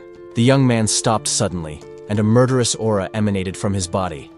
If she harbored hostile intentions, he decided right there that he would not hesitate to eliminate the threat before it grew. However, Chen Luo dissipated his bloodlust in an instant. He turned around with a friendly smile and a relaxed posture, choosing to maintain the disguise instead of attacking. The woman, unaware of the mortal danger she had just run, called out for Brother Feng, trying to locate her contact in the darkness of the entrance. Chen Luo emerged from the shadows, readily introducing himself with his alter ego. He offered several nicknames, assuming the identity of Jiang Feng to hide who he really was. Relieved to finally find him, the woman got straight to the point. She admitted that she was looking for him specifically because she needed to ask for an urgent favor to execute her plan. She then detailed the strategy she had in mind. The idea was to use elemental wind abilities to attract and manipulate a horde of zombies to the desired location. The silver-haired woman imposed her authority with a rigid posture. She made it clear that there was no room for failure or uselessness on her team. The young man tried to appease the situation quickly. He assured her that his only intention was to assist CEO Mu, seeking to prove his worth to avoid being discarded. A sly smile appeared on his face. He seemed pleased with himself, believing he had successfully navigated the tense moment. Her gaze remained analytical and cold. After evaluating the proposal, she finally consented to him joining the group, but under her conditions. The tension between the two eased momentarily. The boy felt victorious, believing that he would now have the opportunity to show his performance. However, his mind was already plotting the next step far from there. He needed to act fast to ensure Xiaoling's safety before proceeding. The goal was clear: locate Dazhu. He knew the bodyguard would be at the mansion, and this time he was determined not to fail in the search. Putting the plan into action, he ran swiftly across the open field. Provoking the horde of zombies, he lured them away, using himself as live bait. As he approached his destination, he slowed down sharply. The familiar structure of the complex appeared before his eyes, indicating that he had arrived. To his surprise, he found exactly who he was looking for. Dazhu was there, next to Chen Luo and his dog, watching the arrival of the intruder. The boy recognized the Lightning King immediately. Ignoring the imminent danger, he tried to establish contact in a friendly and enthusiastic manner. But reality hit him hard. He realized, horrified, that by attracting the monsters to that location, he had put his supposed friends in mortal danger. Chen Luo watched the chaotic approach with disdain. The man was running towards him, bringing with him a trail of destruction that could not be ignored. Memories of a past life surfaced for Chen Luo. That man used to be a useful ally, often serving as bait to secure resources for the group. However, his fate had been cruel in that other life. Chen Luo coldly recalled how that friend ended up surrounded and devoured, a miserable sacrifice that he knew all too well. The newcomer waved vigorously as he approached the group. He quickly apologized for the sudden arrival and for attracting so much unwanted attention with him. The boy tried to explain himself to the muscular man, mentioning the name Mu Tiange. He seemed eager to justify the confusion he had caused. Chen Luo watched the young man's face with suspicion. The protagonist searched his memories, questioning whether this was the same useless subject he had known in his past life. Ignoring the reunion momentarily, Chen Luo consulted the system interface. He analyzed the available data on Earth-type users and the existence of a light system. The young man fixed his attention on the name Wang Ling, circled on the screen. He recalled the events of the third day and decided that he would need to monitor Shu Yun's situation more carefully in the future. Chen Luo then passed clear instructions to the group. He ordered that, if there were few enemies, they should only alert or fight. But if there were many, the strategy would be to hide and await his return. With the plan set, the convoy started moving. The cargo truck and bus continued on their way, leaving the meeting place behind. The vehicles advanced towards a fortified structure in the distance. Defensive barriers surrounded the complex, indicating a stopping point or safe base. From inside the car, Chen Luo maintained active communication via radio. The protagonist monitored the perimeter with a serious expression, alert to any sign of danger. He transmitted specific tactical orders over the communicator. He established a strict security protocol if the number of zombies in the area exceeded 30. The newly arrived survivor went on the offensive. While shouting for them not to worry, he released blades of cutting energy against the approaching horde. The rest of the group maintained a defensive formation. Led by the robust man, they encouraged each other to keep up the pace and hold their position against the monsters. The confrontation exploded into total chaos. The survivors used their combined abilities to repel the mass of undead trying to surround them. Bolts of energy tore through the air, dismembering the creatures. The group's coordinated offensive reaped the zombies that dared to get too close. One of the undead was hit squarely by a beam of light. The creature was obliterated instantly, unable to react to the speed of the devastating attack. The combat continued with intensity. One of the survivors channeled her energy, firing a beam of light to repel the advancing creature. However, the group's inexperience was evident. Another monster charged against the rear, forcing the silver-haired woman to retreat in defensive panic. Chen Luo put his hand to his face, disappointed. He knew that without his direct intervention, that group would have been decimated, as they still lacked a lot of real practice. Despite the lack of technique, the collective effort was worthwhile. The young man watched the survivors resting and acknowledged that, for a first cooperation, the result was acceptable. With the adrenaline wearing off, the mood among the women softened. They exchanged smiles of relief, celebrating the fact that they had survived the confrontation. While the group was distracted organizing the spoils, Chen Luo acted furtively. He began rummaging through the piles of clothes, looking for something specific without drawing attention. His search revealed an unusual item. Upon lifting a pair of black socks, he was caught by the red-haired woman, who was shocked by the discovery. Her mind created absurd theories about his habits. Trying to rationalize, she concluded that that accessory would definitely not suit her sister's temperament. The place soon turned into an improvised market. The survivors began to display and offer the various supplies they had found on the shelves. Among the items, the silver-haired woman held a bottle with curiosity. Before she could consume it, she was warned about the danger, blushing with the mistake. Chen Luo watched the scene with an amused smile. The woman, realizing his gaze on her ineptitude, felt exposed and embarrassed. That moment made her reflect deeply. She remembered how she had always been protected and pampered, never having faced real hunger or thirst until this apocalypse. This realization hurt her pride, but also motivated her. Clenching her hands, she swore to herself that she would have a decisive confrontation with him to prove her worth. Later, in the solitude of his room, Chen Luo enjoyed a moment of leisure. He relaxed in front of the computer screen, playing games to pass the time. Suddenly, his expression changed to surprise and interest. He wondered about Mi Li's intentions in knocking on his door at this time of night. Mi Li, impacted by the suffering of others she witnessed that afternoon, felt the need to express her gratitude. She confessed how fortunate she felt to have Chen Luo's protection in that chaotic world. The young man, however, found the sudden sentimentality strange. He didn't understand why that deep conversation came up so suddenly, not immediately realizing what she was getting at. Gathering all her courage, the girl finally revealed her intentions. With her face flushed and her heart racing, she asked to be his girlfriend, anxiously awaiting his answer. Chen Luo's reaction was immediate and intense. He held her firmly, declaring that he had also been waiting for that moment for a long time, accepting the request with surprising enthusiasm. However, the sudden happiness left Mi Li stunned. The physical approach was too fast for her, who felt unprepared for that level of instant intimacy. The girl hesitated, feeling a growing discomfort. Something in his attitude seemed out of sync with the patient person she knew, creating a twinge of doubt in her heart. Chen Luo, noticing the hesitation, used the cruel reality of the apocalypse as an argument.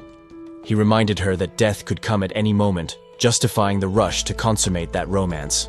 With this fatalistic logic, he leaned in to kiss her, insisting that there was no time to lose. For him, enjoying the present seemed like the only rational choice in the face of the uncertainty of tomorrow. Mi Li remained motionless, her eyes wide with distress. The pressure of the moment and her companion's aggressive behavior left her paralyzed and confused. Suddenly, Chen Luo's advance was interrupted. He stopped abruptly, freezing in place as if something external had broken the spell of the moment. A drop of cold sweat ran down the protagonist's face. The romantic atmosphere dissipated instantly, replaced by an alert tension as he averted his gaze to the side. The source of the interruption was right there. The white cat stared at him with big, bright, innocent eyes, witnessing the whole embarrassing scene. Without thinking twice, Chen Luo grabbed the meddling animal. With a quick and impatient movement, he threw the feline out of the room, getting rid of the unwanted audience. The cat, indignant at the rude treatment, landed outside. The animal seemed shocked, noting that this aggressive and libidinous behavior did not match the Chen Luo he knew. Upon recovering from the throw, the feline came across another presence in the hallway.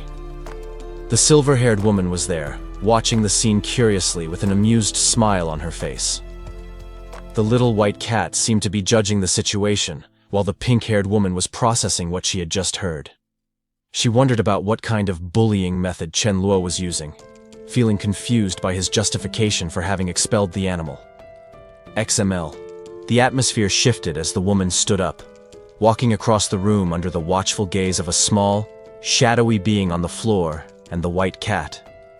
Outside, the sounds of barking echoed, indicating that no one could enter without permission. Suddenly, a firm knock resounded on the door.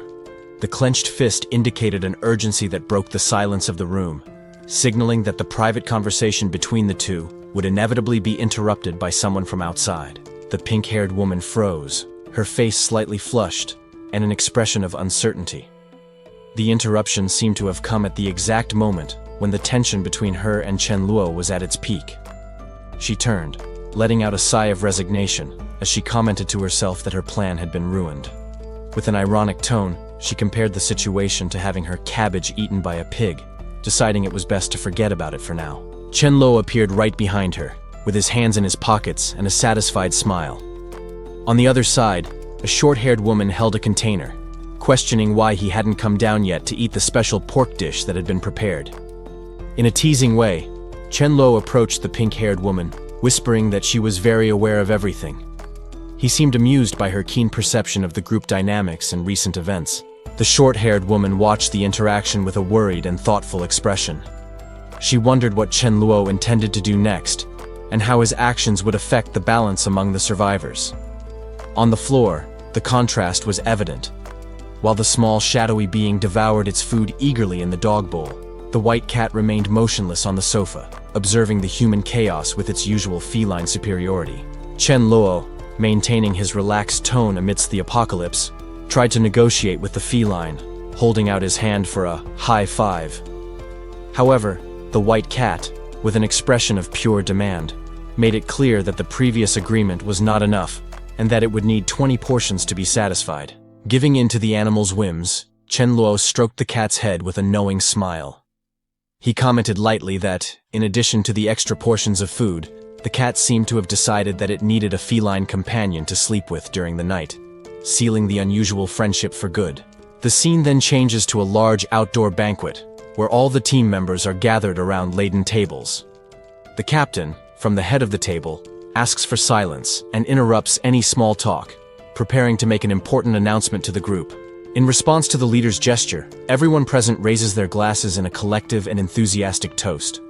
A chorus of voices echoes through the place, thanking the captain for the generosity and leadership that keeps the group united and fed in these conditions. In the distance, the aroma of the prepared food spreads through the air, drawing the attention of even those far from the mansion. Someone comments to their brother about the wonderful smell coming from the base, highlighting how this banquet is a rare and remarkable event in today's world.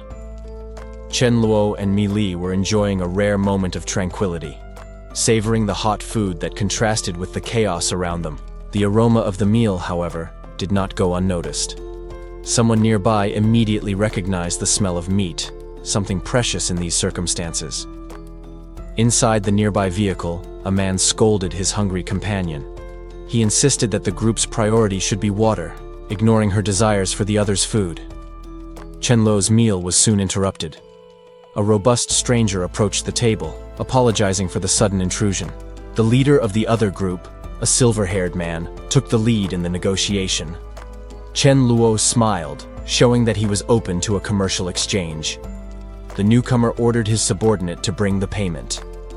The woman, named Shu Yun, obeyed promptly, carrying bottles of mineral water to the table. The transaction was completed quickly. The water, vital for survival, was exchanged for the food package that the other group coveted so much. Impressed with Chen Luo's abundance of resources, the young woman from the other group asked hopefully if he was recruiting new members. The direct question caused immediate discomfort. Her companion cast a stern look, feeling belittled, while Chen Luo was amused by the situation. Chen Luo, however, set his conditions firmly. He explained that he would only accept survivors capable of obtaining the crystals found in the creatures. Feeling humiliated, the silver-haired man decided to end the conversation. He pulled the girl by the arm, forcing an abrupt retreat. Seeing them leave, Chen Luo reflected on human nature. He concluded that people with emotional bonds were easier to trust than lone wolves. Far away, the man admitted to the girl that he had underestimated the stranger. He recognized that Chen Luo possessed the knowledge and means to support an entire team. The understanding of reality changed the pair's posture. They realized that pride would not fill their bellies and agreed to try again. The couple returned to face Chen Luo once more. The protagonist, holding his crystals, began the interrogation about the powers and awakening of his potential allies. The survivor argued in favor of his usefulness, stating that his physical strength had increased. He assured that he could now act as a true warrior for the group. Chen Luo, however, had a different proposal. He displayed the concentrated energy in his hands, asking what his guests thought of that power. The man was visibly impressed with the demonstration. He immediately recognized that this would be a great boost for both him and the entire team. Satisfied with the agreement, Captain Yu ordered more food to be served. She decided to celebrate the occasion by offering stir-fried meat to everyone present, sealing the alliance. Later, in his quarters, Chen Luo focused on his cultivation. He calculated that the rice grains should have already absorbed the energy from the day's crystals. The young man then addressed the white cat frankly. He dismissed the animal, suggesting that the feline go take care of its own business at that moment. Chen Luo turned his back and walked away, leaving the animal behind. The cat remained motionless, confused by its owner's sudden and distant attitude. A doubt seemed to hang in the air in the face of that rejection. Chen Luo's sudden lack of interest in the usual nighttime activities caused a deep strangeness. The protagonist's attention, however, was turned to another goal. The focus of his concentration remained fixed on the special rice grains. But the pause was brief. Chen Luo soon turned his attention to Mi Li, pinning her against the surface with a mischievous smile while she blushed. The girl tried to back away, visibly embarrassed under the sheets. She protested against the advance, claiming that she was still in pain and not ready. XML. Despite her initial reluctance and discomfort, Mi Li reconsidered. Thinking about the future they would have together, she decided she would do her best to endure the situation. Chen Luo didn't hesitate and wrapped her in a tight, affectionate hug. Her resistance gave way to the inevitable intimacy between them. Meanwhile, the outside world remained dangerous. The daylight revealed a city where caution was vital due to the constant presence of zombies and other humans. The urban landscape was desolate and chaotic. Destroyed and abandoned cars blocked the streets, silent witnesses to the apocalypse that had devastated civilization. The protagonist remained calm, using a communicator to coordinate the next steps. He explained the importance of elemental attacks and how Jiang Feng's strategic protection was essential to minimize losses in the group. Amid the dangerous streets, a deformed survivor roared in pain and fury. His exposed wounds and bulging veins showed the advanced stage of the mutation consuming him, making him an unpredictable threat. The emotional impact of the scene was visible on the observer's face. Wide eyes and an expression of pure shock revealed that, even after so long in the apocalypse, the horror of the mutations was still capable of paralyzing the most experienced. Suddenly, a burst of sharp energy cut through the air, hitting multiple targets at once. The attack was precise and devastating, clearing the path in a trail of light and destruction. The mutation gave no respite, and the infected survivor advanced erratically. Behind him, Chen Luo ran to reposition himself, aware that any mistake in that confined environment could be fatal. Watching the outcome of the combat through a window, Chen Luo displayed a satisfied smile. He seemed to appreciate the efficiency of the strategy he had planned, seeing each piece fall into place as expected. The captain gave the final order, instructing the group to follow the opposite road without haste. His subordinates responded promptly with a unison shout of confirmation, maintaining the discipline necessary for the extraction. Back at the shelter, the atmosphere was one of deceptive calm. Chen Luo relaxed with the small white cat in his lap, looking like a benevolent leader, while the feline rested with an expression of total indifference. However, the peace was short-lived. Upon feeling an unexpected touch, the cat reacted with a whimper of discomfort, indicating that it was still in pain. The animal's fragility contrasted with the brute strength demonstrated on the battlefield moments before. Chen Luo reacted with a comical expression of surprise and indignation. He held the cat, who now stared at him with a coldly disapproving look, as if judging each of his recent actions. The feline explained that he hadn't let Chen Luo see his injuries before, but that he himself had jumped from the balcony the night before, almost getting lost. The cat's tone was cuttingly sincere, while Chen Luo held him with a mixture of concern and disbelief. Threatening to silence the animal to keep his secrets, Chen Luo stared at the white cat, who only meowed back, defiantly. The dynamic between the two showed that, despite the empty threats, there was a mutual understanding of the risks they ran. The calm in the shelter ended when the group prepared for a new incursion. Each survivor grabbed their weapon, ready to get out of the truck and face the hordes of zombies that infested the surroundings, under the watchful and coordinating eye of Chen Luo. Upon arriving at a commercial area, one of the companions suggested that the local restaurants might contain good supplies. Chen Luo, acting cautiously, ordered the group to divide into 4 teams to search the establishments, ensuring that no resource was left behind. The operation was an absolute success. In an almost playful representation of progress, the teams carried heavy bags of rice, pasta, oil, and meat to the trucks. The numbers rose rapidly, guaranteeing the group's survival for much longer. The search party located a promising target. One of the survivors urgently called the leader's attention, pointing to a supermarket that could contain the resources they so desperately needed. The red-haired woman stopped, calculating. She assessed the size of the establishment, hoping that a place of that size still had in stock the specific items she was looking for. Chen Luo's companion watched the scene with strangeness. The other woman's sudden agitation seemed disproportionate for a simple search for supplies, arousing her curiosity. She approached, intrigued. Upon noticing what exactly the woman in red was staring at with so much interest on the shelf, her expression changed from curiosity to disbelief. The object of desire was revealed. It wasn't food or water, but a box of ultra-thin condoms, an unusual priority in the face of the apocalypse. The young woman's face burned with instant shame.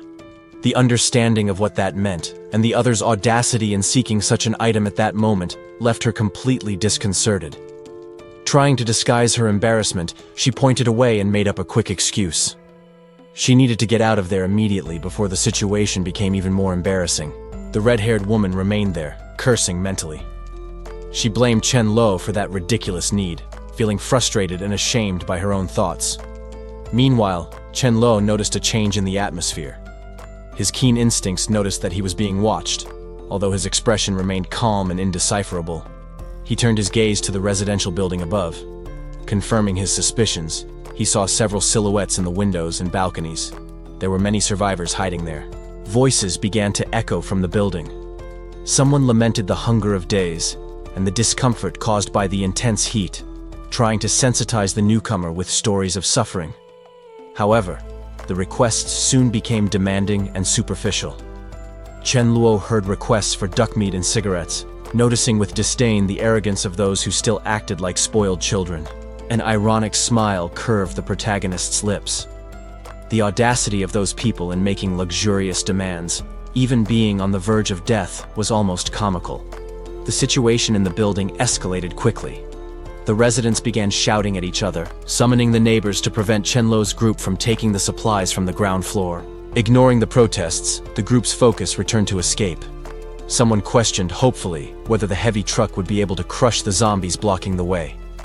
A hostile crowd gathered, urging each other to act quickly so their targets wouldn't escape. They seemed determined to capture those they considered disrespectful young people and little beasts. The elders of the group demanded that everything be dropped immediately. Accusing the newcomers of theft, they tried to use their age as authority to force the surrender of the supplies.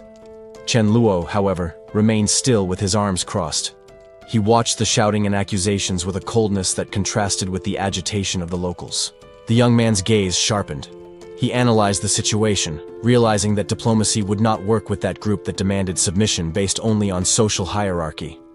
A bald man stepped forward, declaring that the truck had been confiscated by them. Arrogantly, he ordered Chen Luo's group to go back where they came from empty-handed. The other elders exchanged smug smiles in the background. They seemed confident that, by imposing their arbitrary rules, the young people would simply obey without question. Gemel. The bald man moved even closer, invading Chen Luo's personal space. In a tone of defiance, he provoked the boy, sarcastically asking if he would dare to assault an elder. Pointing to his own face, the man continued to taunt. He was certain that the social norms of the old world would still protect him from any physical retaliation. The response came in a split second. A swift movement cut through the air, completely ignoring the social conventions the man was trying to use as a shield. Chen Luo decided to grant the provoker's request. With a brutal slap, he struck the man's face, making it clear that he would not tolerate disrespect or empty threats. The impact was violent enough to lift the man off his feet. He was thrown backward, the force of the blow instantly dismantling his arrogant posture. As the man fell, his companions tried to rationalize the scene. Some muttered that he was just faking the severity of the injury, an old trick he used to extort compensation. The protagonist watched the result of his action with indifference. There was no remorse in his expression, only the calm of someone who had solved an annoying problem. Chen Luo then turned to the rest of the crowd. He sarcastically questioned their morality, using the sudden violence as a clear warning not to test his patience. Despite the shock, the others did not immediately back down. One of the men assumed a fighting stance, claiming to know martial arts and warning the young man not to try anything else. The warning was useless. In the blink of an eye, an explosion of flames consumed the aggressors, turning the place into a chaotic scene of screams. While some fell under the fire, others ran desperately crying for help before Chen Luo's overwhelming power. Amidst the smoke, a new figure emerged. A man with a serene look and a scarf around his neck approached, analyzing the trail of destruction. His presence was imposing, and he seemed to recognize the situation in a way that the others could not. Chen Luo narrowed his eyes as he noticed the newcomer. A subtle smile appeared on his face as he realized that the leader of this new wave of people was not a stranger. There was something very familiar about that confident expression. The pieces fell into place in the protagonist's mind. He recalled his previous life, when he was still weak, and how he had crossed paths with that man. His name surfaced like a snap: Chen Guang. Chen Guang approached with open arms, demonstrating a surprisingly friendly attitude. He commented ironically that he did not expect to meet Chen Luo like this, much less see his own men dying at his hands, and questioned whether the young man was seeking revenge for something from the past. Changing the focus of the conversation, Chen Guang revealed the reason for his approach. He described the abundance of resources in a nearby community, but warned of a deadly danger: a mutant husky dog, endowed with intelligence and lightning speed, that had been terrorizing the area. He explained the difficulties of facing the beast, reporting how the animal attacked when they were few and hid when they were at an advantage. Chen Guang lamented the loss of a companion and admitted that, although they knew where the monster lived, they did not have enough elite force to eliminate it. Concluding his proposal, Chen Guang made it clear that he held no grudge for the recent deaths. He emphasized that he was there to ask for a strategic favor, formally introducing himself to seal what he hoped would be a profitable collaboration. With a calculating look, Chen Luo considered the offer. He responded with an enigmatic smile, directly questioning what the man expected him to do in that situation, and what the terms of this unexpected alliance would be. Before accepting any risk, Chen Luo got straight to the point. He looked into Chen Guang's eyes and coldly asked about the reward, making it clear that his help would have a price commensurate with the danger that the mutant beast represented. Chen Guang gave a wide and confident smile, feeling that the negotiation was progressing. He seemed pleased that Chen Luo was someone practical and focused on results, which would facilitate the agreement for the hunt for the mutant dog. As the terms were sealed, the small white cat snuggled against Chen Luo's cheek with an affectionate meow. The gesture brought a brief moment of lightness to the tension of the conversation, showing the strong bond between the young man and his feline companion. With the decision made, Chen Luo accepted the challenge with a serene look.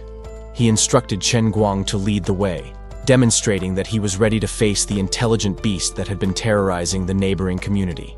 Chen Luo announced to his group that he and Dara King, his white cat, would accompany Chen Guang on the mission. He said goodbye with his usual confidence, making it clear that his participation would be the differential for the success of the operation. Observing their departure, one of those present could not hide his nervousness, with sweat running down his face.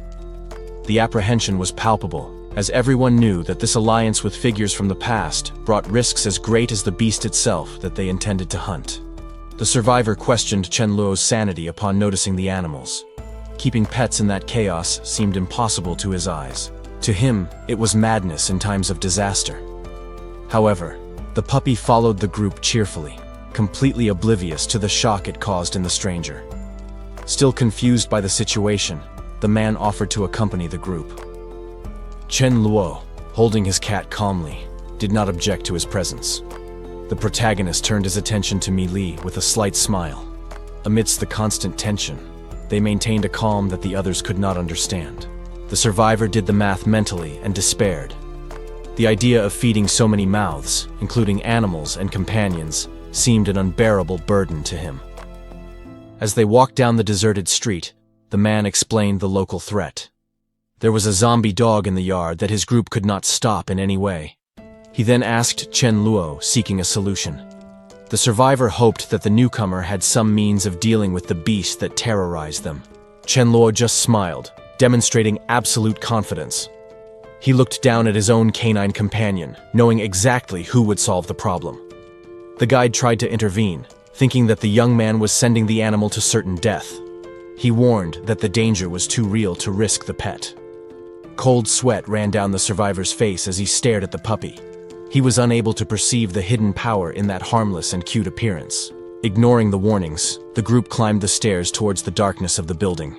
The black dog led the way, advancing without showing any sign of fear.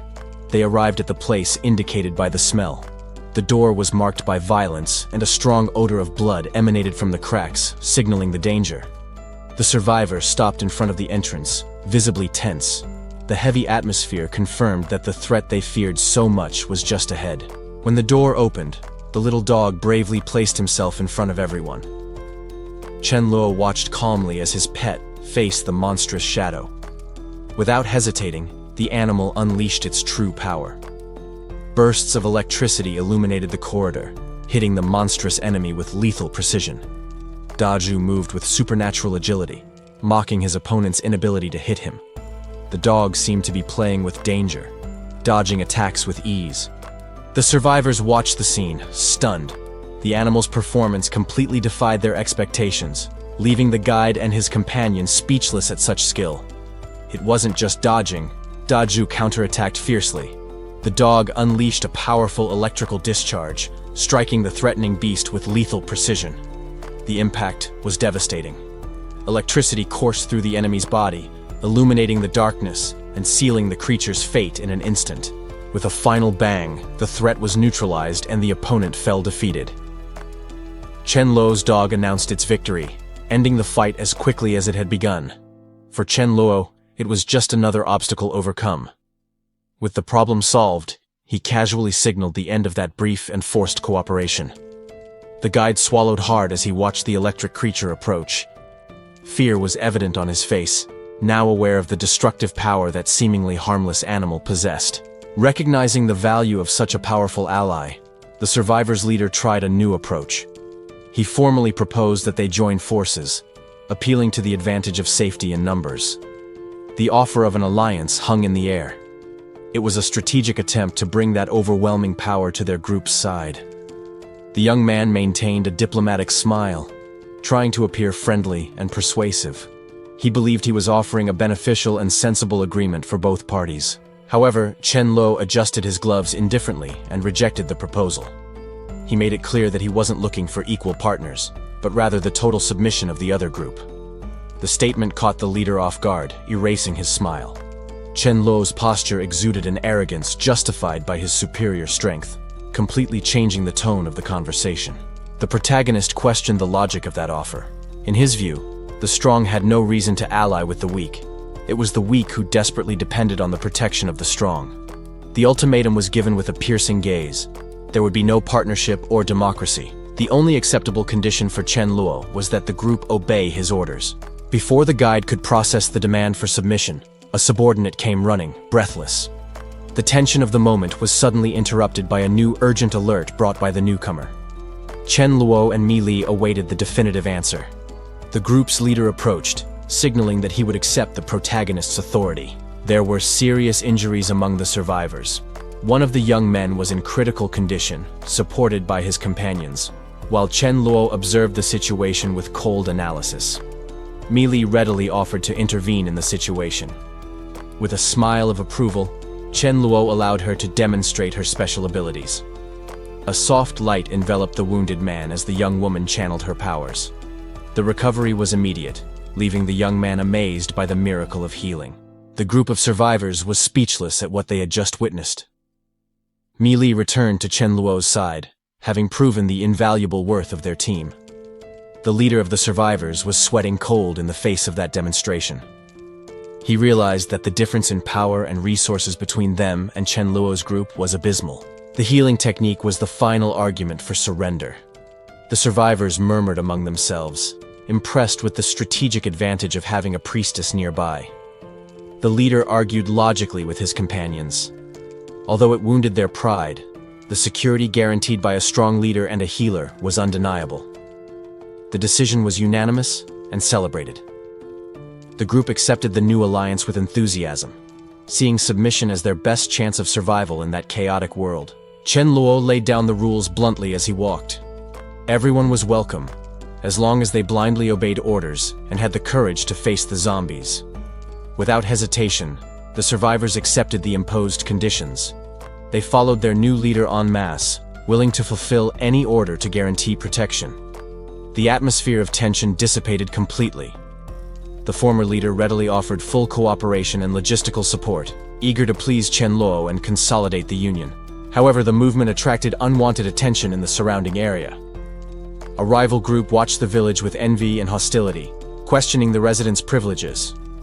Greed was plastered on the observers' faces. They seemed to be plotting something dangerous, bothered by the prosperity they saw in the large village. Hidden in the shadows, the spies noticed the numerical increase in Chen Luo's group. They hesitated, realizing that a direct conflict would now be much riskier. The young survivor refused to accept passivity. He decided that they couldn't simply stand by watching while their resources were taken. His companion agreed with the firm stance. However, he pointed out that the success of any action depended entirely on everything going well with Brother Chen. Suddenly, the young man's expression changed. Something caught his attention, sharpening his gaze with a new and intense determination. The convoy set off down the road. Fear was left behind, replaced by the will to advance towards the unknown. Chen Luo drove the vehicle towards a village complex. The large number of parked cars indicated that the location was already occupied. Upon arrival, the survivors from Chen Luo's group disembarked. The tension was visible on their faces as they assessed the foreign territory. Hands tightened firmly on the handles of their improvised weapons. They were prepared for any confrontation that might arise in that negotiation. Meanwhile, Chen Luo was fighting a different battle. He was trying to negotiate with his feline companion, who was proving demanding and dissatisfied with the initial offer. After a brief bargain, an agreement was finally reached. The pact was sealed between the human and the creature with a gesture of agreement. Chen Luo tried to set limits for nighttime rest, but was interrupted. A delicious aroma invaded the vehicle, distracting everyone instantly. Inside the village, a large group celebrated with a toast. They thanked their captain, oblivious to the interruption that was about to happen. Smell. The smell of stewed meat was unmistakable. Seizing the opportunity, Chen Luo's group proposed an immediate trade of clean water for the food. The scene revealed an organized banquet. Dozens of people shared a long table, a vision of order and abundance rare in that chaotic world. The offer was accepted, and the tense atmosphere dissipated. Chen Luo and Mi Li raised their glasses, ready to enjoy the meal they had earned. However, the local leader remained focused on business. He pulled young Hui Hui away from the food, insisting that the top priority was securing the water supply. Chen Luo enjoyed the banquet without ceremony, stuffing his mouth with the available food. However, his meal was interrupted by the approach of someone wanting to trade. The other group's leader, a young man with an elegant appearance accompanied by a girl, readily agreed to the proposal. He stated that trading items for food was perfectly acceptable to them. To finalize the deal, the young man ordered Shu Yun to bring mineral water.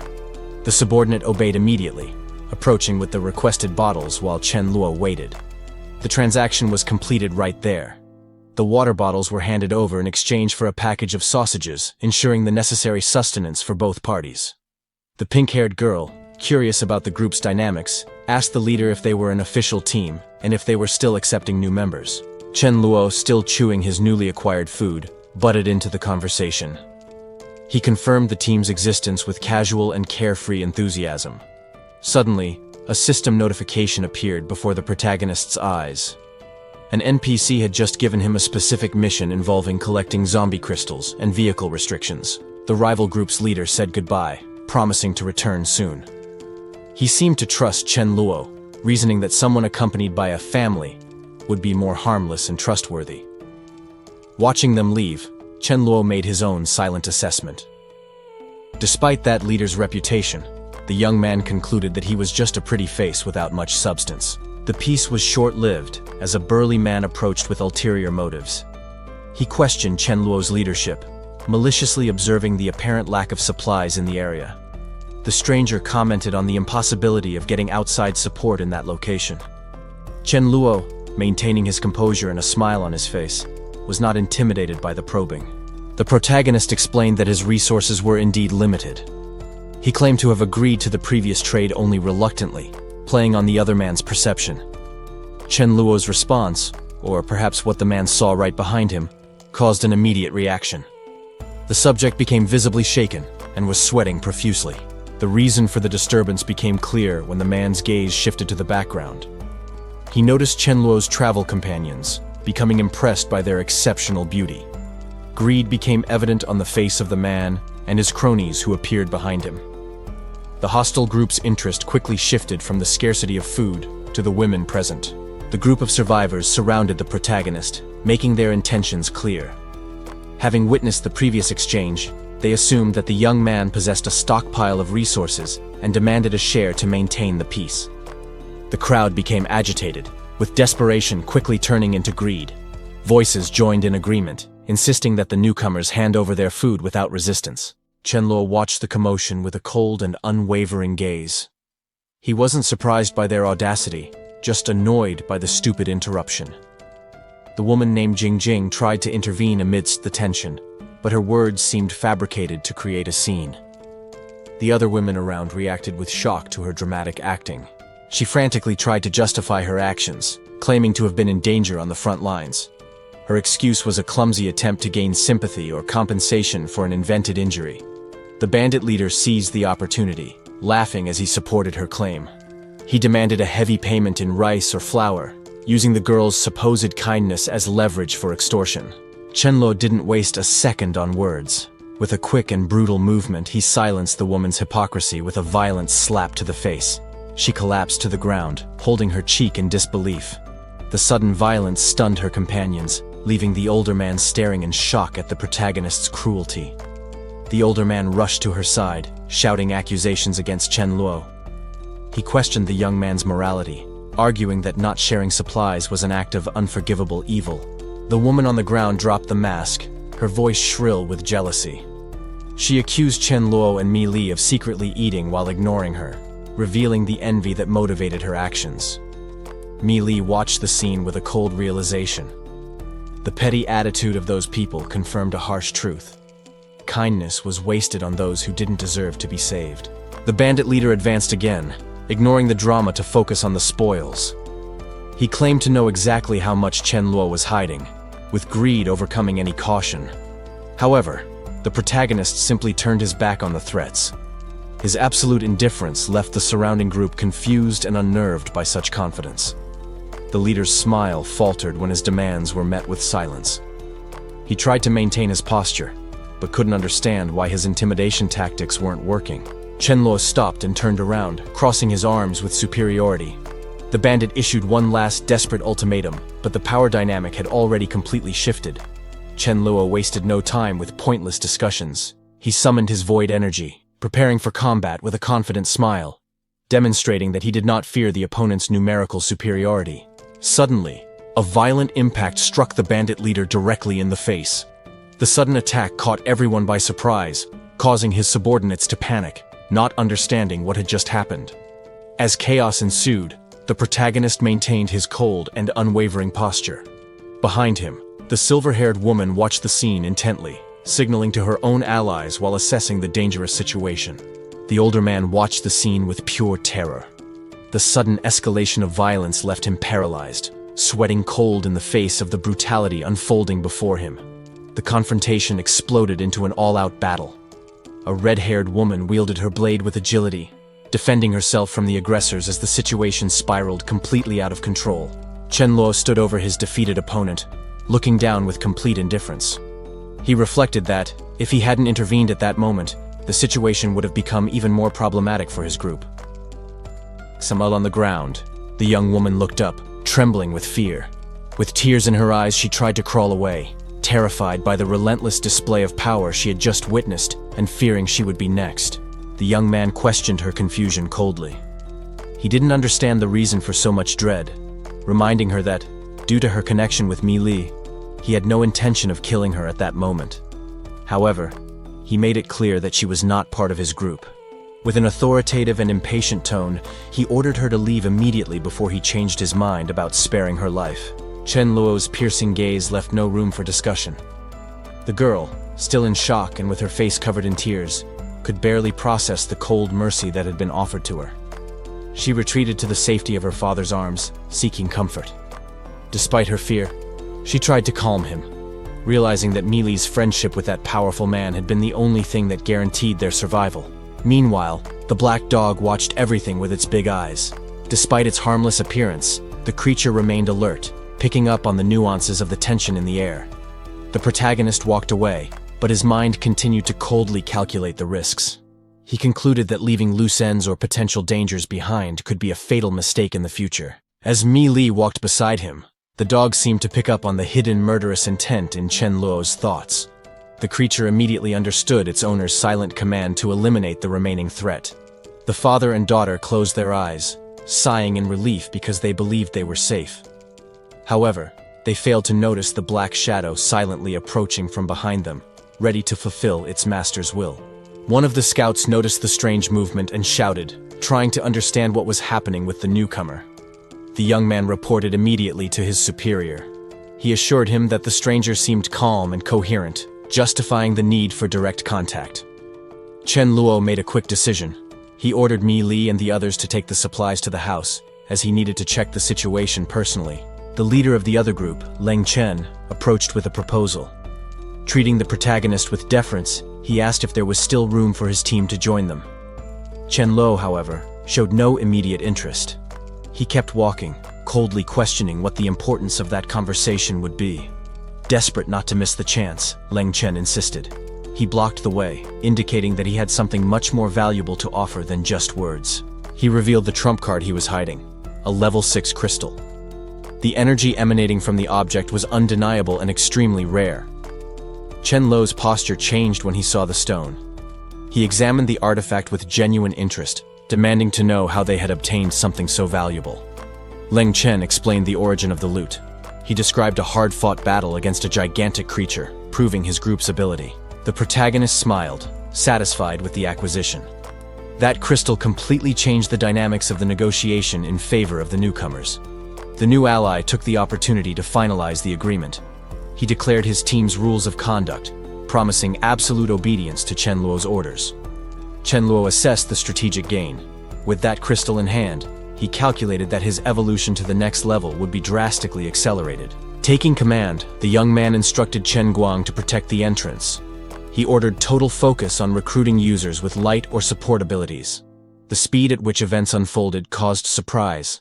Without hesitation, Chen Luo entered the shelter followed by his dark dog, ready to use the new resource immediately. The small pet displayed a satisfied expression, oblivious to the dangers of the world. However, that harmless appearance hid a nature capable of protecting its owner at any cost. Meanwhile, at the base, Leng Chen mobilized the survivors. The leader ordered everyone, including the newly formed teams, to go out and hunt zombies and raise their combat levels immediately. Xu Yun was given the responsibility of commanding one of the groups. Despite being a newcomer, the young woman accepted the leadership without hesitation, demonstrating unwavering confidence in the face of the mission. However, as the truck drove away, skepticism spread among the men. They questioned whether a woman with such a delicate appearance would have the power necessary to lead them on the battlefield. The whispers continued among the team members. Disbelief was evident in their eyes, underestimating the new leader's ability simply because of her fragile appearance. But the doubt soon turned into absolute shock. The bespectacled boy widened his eyes in disbelief as he realized that her strength far exceeded the level of power everyone expected. A horde of undead emerged, hungry and relentless. The sudden attack served as the perfect stage to test the true combat capability of the new formation. Shu Yun dominated the confrontation, securing an abundant collection of crystals. The leader's lethal efficiency silenced the critics, who now worked as a team to collect the spoils quickly. Her authority was now consolidated. One of the subordinates confirmed the orders with renewed respect, recognizing that the hierarchy there was defined by raw power. Suddenly, the expression of one of the scouts changed drastically. Something out of the ordinary caught his attention, interrupting the team's collection routine. He spotted a fleet of yellow vehicles approaching the complex. The unexpected arrival of an unknown group triggered maximum alert among the survivors. Shu Yun perceived the change in the atmosphere instantly. The leader and her companion turned to the source of the disturbance, tense with the possibility of an imminent conflict. Without wasting time, she activated her communicator. The situation required an immediate report to the base, as the presence of strangers could mean a dangerous dispute. The alert was given to Yan Li and the other carriers. Faced with uncertainty about the intentions of the large approaching group, the priority became regrouping and protecting the cargo. The fear of being looted took over the team. They quickly debated the best strategy, deciding that retreating with the supplies was the only safe option before they were intercepted. The survivors found themselves cornered by the vehicles blocking the passage. The group realized that the situation was critical, and panic began to set in. XML-2 men approached with malicious grins, clearly enjoying the fear they instilled in their prey. The woman in red, however, showed courage. She stepped in front of the group, trying to protect her more vulnerable companions. She attempted to deliver a defensive blow, but her hand was intercepted in the air before it could reach its target. The aggressor held her wrist firmly. He mocked her resistance, reminding her that, at the end of the world, the old rules no longer applied.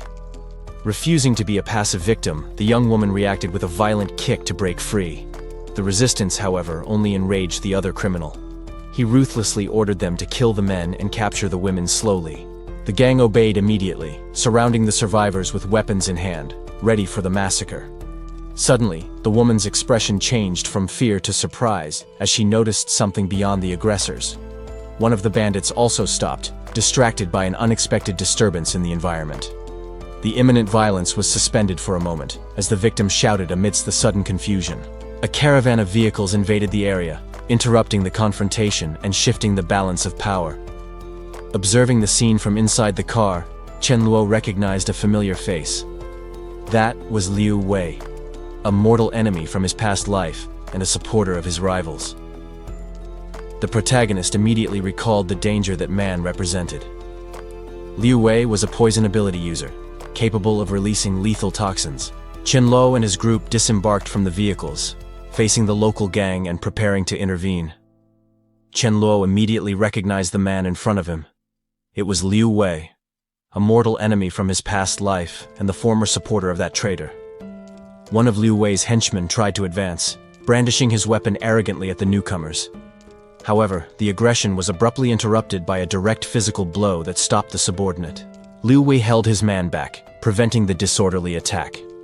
Coldly, he questioned why they should divide the resources they obtained at such risk, challenging the authority of the rival group. The spokesperson for the survivors decided to retreat strategically. He apologized, falsely claiming he didn't know the place already belonged to the gang. Accepting the apparent submission, Liu Wei's group turned their backs and began to withdraw, believing they had won the dispute without a fight. Chen Luo, however, coldly analyzed the situation.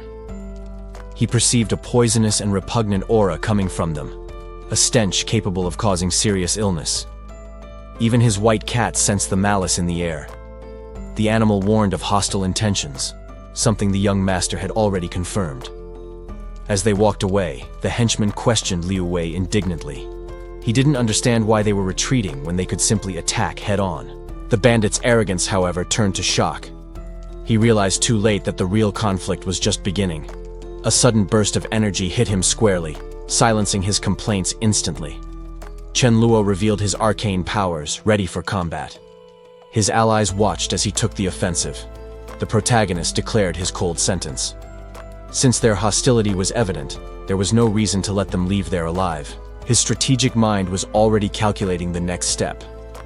He decided he needed to ensure his allies collected all the supplies before the enemies evolved. With a simple snap of his fingers, the young man sealed the fate of his opponents. Chen Luo was stunned in the hallway. He didn't expect her to take that kind of initiative so suddenly. Upon opening the door, the young man found her waiting for him. Her presence there, standing in the dark, left him confused about her intentions. Without many words, Mi Li pushed a black bag against his chest. The delivery was abrupt, forcing him to hold the mysterious object. Chen Luo looked inside the package. Upon identifying the contents of the boxes and their suggestive icons, shock was evident on his face. She seemed defensive and flushed. The young woman quickly explained that this was a practical necessity, making it clear that she wasn't doing it out of personal desire. Trying to disguise her embarrassment, she mentioned the necessary precaution. The idea of fatherhood in that chaotic world was a risk she wanted to avoid. The shame was too much for her to bear. Mi Li turned her back and ran, hastily fleeing the embarrassing situation she had created. Alone in the hallway, Chen Luo held the package. An amused smile appeared on his lips as he understood her concern and attitude. He made an immediate decision. With the package in hand and a clear objective, the protagonist cheerfully headed to her room. Later, the focus shifted to collective security. Chen Luo gathered the group to warn that he would not allow anyone to seek death unnecessarily. He shared his recent discoveries. The young man explained that high-level zombies possessed wisdom and magical abilities similar to those of humans. XML. To ensure survival, he proposed a specific tactic. The ideal formation would require a balance between combat types and magic users. The crowd listened attentively, recognizing the truth in his words. The fear of the zombies' evolution was palpable among the gathered survivors. Chen Luo confidently took the lead in instruction. He was ready to share all the knowledge he had acquired about the enemies. The strategy was detailed for everyone. He ensured that, with the correct four-person formation, the group could face even the evolved threats. Chen Luo decided to test his reflexes in a practical training session. He ordered Mi Ling and Shu Yun to use all their magic against him, confident he could dodge. The two girls hesitated, worried about their leader's safety. However, they prepared their ice and fire spells, warning him to be careful. Blades of energy cut through the air towards him. With fluid and precise movements, the young man dodged each blow, making the danger seem trivial. The survivors watching the training were dumbfounded. The speed and agility demonstrated by Chen Luo were far beyond their comprehension. Untouched, the protagonist stopped and stared at his opponents. He provoked them with a challenging smile, encouraging them to try again with more effort. The fire user accepted the provocation immediately. Taking advantage of his lowered guard, she launched a direct and explosive attack right at the guy's face. The result was immediate. While the girl celebrated her accurate aim with childish enthusiasm, Chen Luo realized that he might have underestimated their audacity. Regaining his composure, he showed no anger. On the contrary, the leader praised the Fire Fairy's natural combat talent, recognizing her value. Turning to the crowd, his expression became serious. He warned that, against enemies capable of predicting movements, the current group wouldn't stand a chance. Chen Luo emphasized the need for caution. He knew that survival depended on knowing when to fight and, mainly, when to run away. At dusk, new rigid rules were established. To force everyone's evolution, it was decreed that anyone who didn't collect enough crystals would go without dinner. Later, the young man spoke privately with his dark-haired companion. The increasing strength of the zombies and the massacre of survivors were constant concerns. The group gathered under the protection of a concrete structure. It was a brief moment of rest and socialization before the next day's challenges began. Taking advantage of the privacy, Chen Luo approached the girl with an intense look. He needed to ensure her cooperation for the next steps. With an affectionate gesture, he appealed to the emotional bond between them. The guy suggested that, given the friendship they shared, mutual support was mandatory. Chen Luo's dog understood the command immediately. With enthusiasm, the animal darted off, ready to fulfill its part in its owner's strategy. The rival survivors, however, made a fatal mistake. Upon seeing the animal, hunger and greed blinded them. they saw only an easy prey for dinner, ignoring the danger. The response was violent. Meili and the others launched a devastating surprise attack, catching the enemies completely off guard before they could react to the ambush. The small animal then revealed its true nature. Crackling with lethal electricity and a mocking grin, the dog prepared to punish those who dared to covet it. Chaos quickly ensued. The opponents, wounded and bleeding, realized too late that they had severely underestimated the strength of the group they tried to intimidate. Faced with the massacre, the rival leader tried to intervene. Outraged by the loss of his men, he questioned the brutality of the conflict, seeking a diplomatic way out to save what was left of his gang. He appealed to reason, but Chen Luo remained impassive. The protagonist coldly questioned why he should have mercy or logic with those who, moments before, planned to kill them. Cornered, the man tried to mask his fear with aggression. He shouted, accusing the young man of arrogance and claiming not to be afraid to fight, although his posture betrayed his nervousness. The enemy leader then tried to use numerical superiority as a trump card. He listed his past deeds and the number of allies as a final threat, suggesting that Chen Luo's group retreat while they could. Chen Luo, however, ignored the threats. In his mind, he calculated that this was the perfect chance to demonstrate power, since his new subordinates had never seen him fight seriously. With a calm gesture, the young man ordered his companions to step aside. He announced that he would deal with the crowd alone, dispensing with any assistance for the confrontation. The opponent watched the scene stunned. Cold sweat ran down his face as he realized that his numerical advantage meant nothing in the face of that man's absolute confidence. Chen Luo's gaze sharpened behind his glasses. He focused entirely on the objective, analyzing the situation not as a danger, but as an opportunity for affirmation. Pure energy began to manifest around him.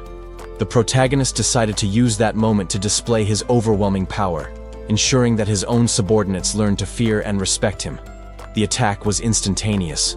Wielding an energy blade, Chen Luo advanced against the rival leader, who had only a fraction of a second to curse before the imminent blow. The opposing leader, protected by a sand barrier, arrogantly questioned whether Chen Luo really thought such a simple attack could stop him.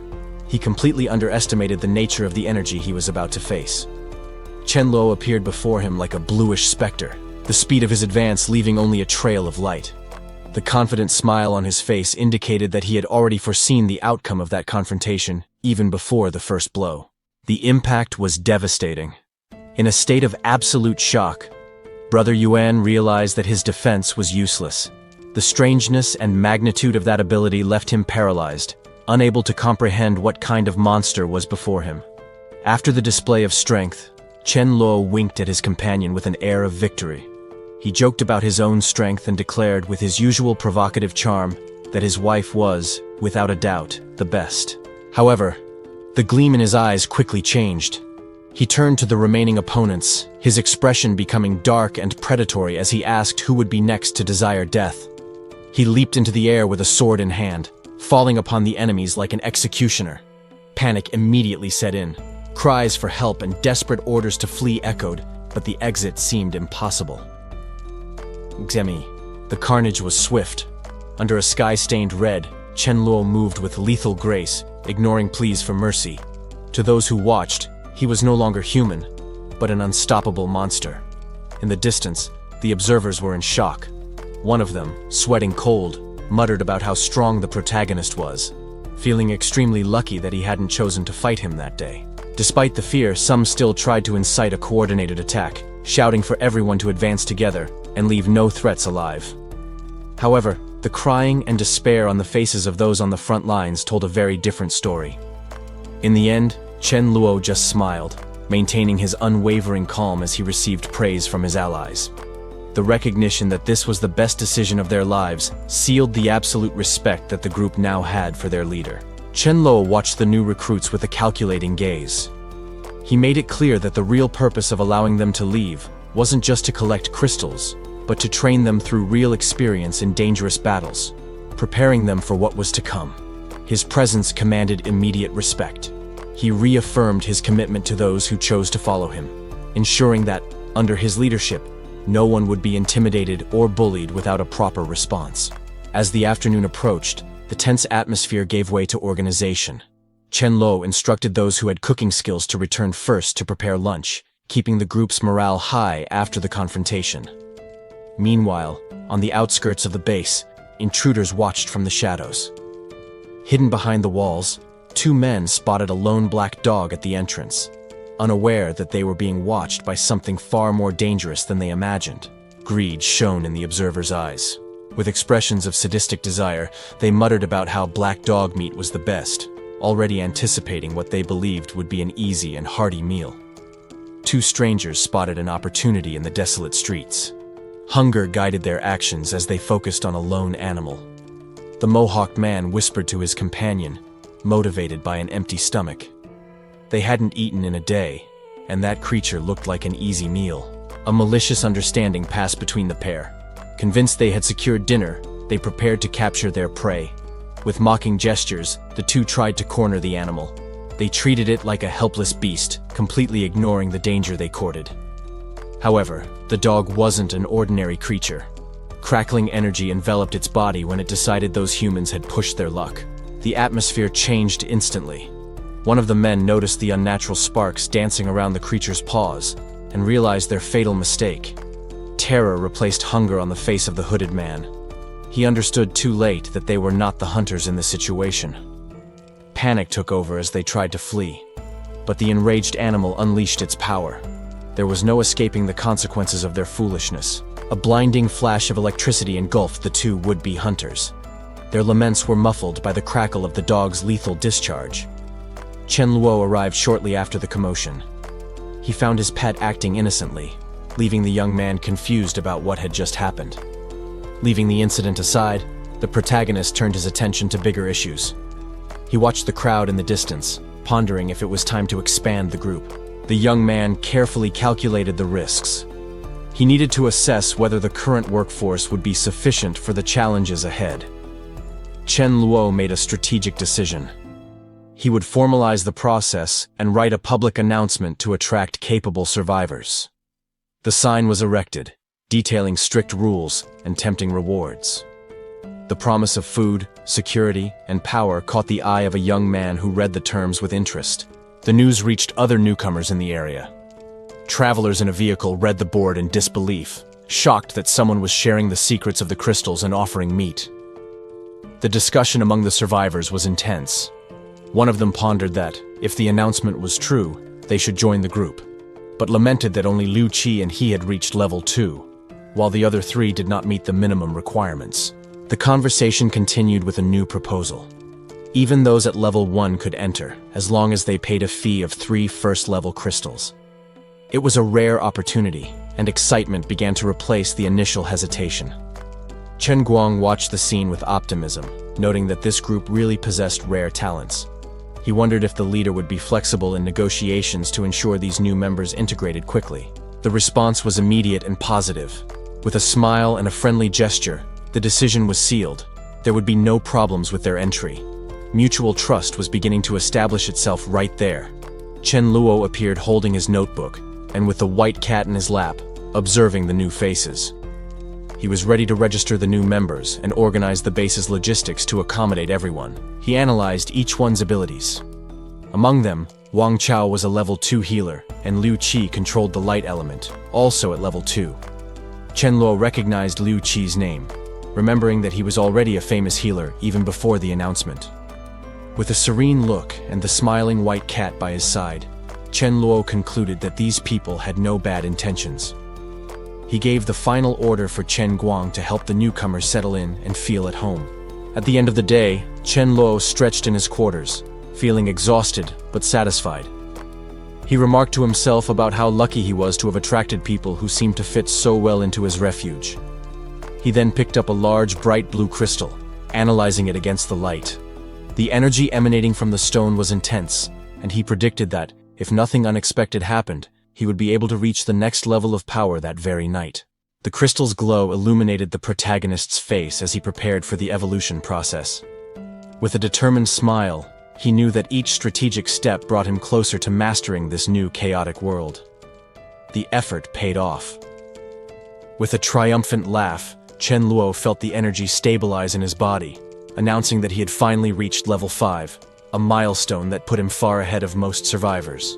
His confidence was now absolute. He reflected that, after reaching this level, it would be impossible for level 1 zombies to hurt him, regardless of the quantity, unless he decided to voluntarily surrender to the danger. Satisfied with the new power flowing through his veins, Chen Luo closed his eyes and savored the moment. He knew that this increase in strength was the foundation needed to ensure the safety of his refuge and the success of his future plans. The following morning brought a new air of hope and vigor. Chen Luo and his companion toasted to success and survival, celebrating with joy as they prepared for the new challenges that level 5 would certainly bring. Chen Luo was already planning what he would do after the mission. He decided he would celebrate the success with Mi Li.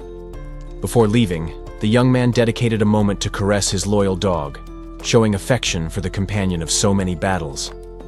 The animal, however, didn't seem satisfied with the prospect. It felt like it would be sidelined in favor of the other company. Chen Luo gathered the survivors to announce the collective action for the day. The target was a vegetable market, but he made sure to warn everyone about the dangers involved. With a confident smile, he instructed the rest of the group to board the vehicle. The team was ready to move out. The convoy departed, led by a cargo truck and followed by the luxury cars, leaving the safety of the base behind. They arrived at a commercial area that used to be very busy. Due to the former flow of people, the place was now infested with the undead. Analyzing the situation over the radio, Chen Luo realized that small group tactics would fail there. He instructed that they would need to use bait to control the horde. Jiang Feng received the dangerous task of attracting the creatures. To ensure his survival, an ally promised to enhance his attributes with support magic. The strategy began immediately.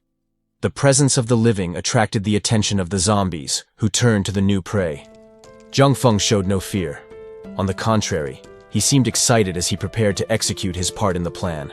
With agility, the young man ran, provoking the monsters and guiding them into a trap, while alerting the rest of the team. As soon as the enemies gathered, they were hit by a devastating explosion.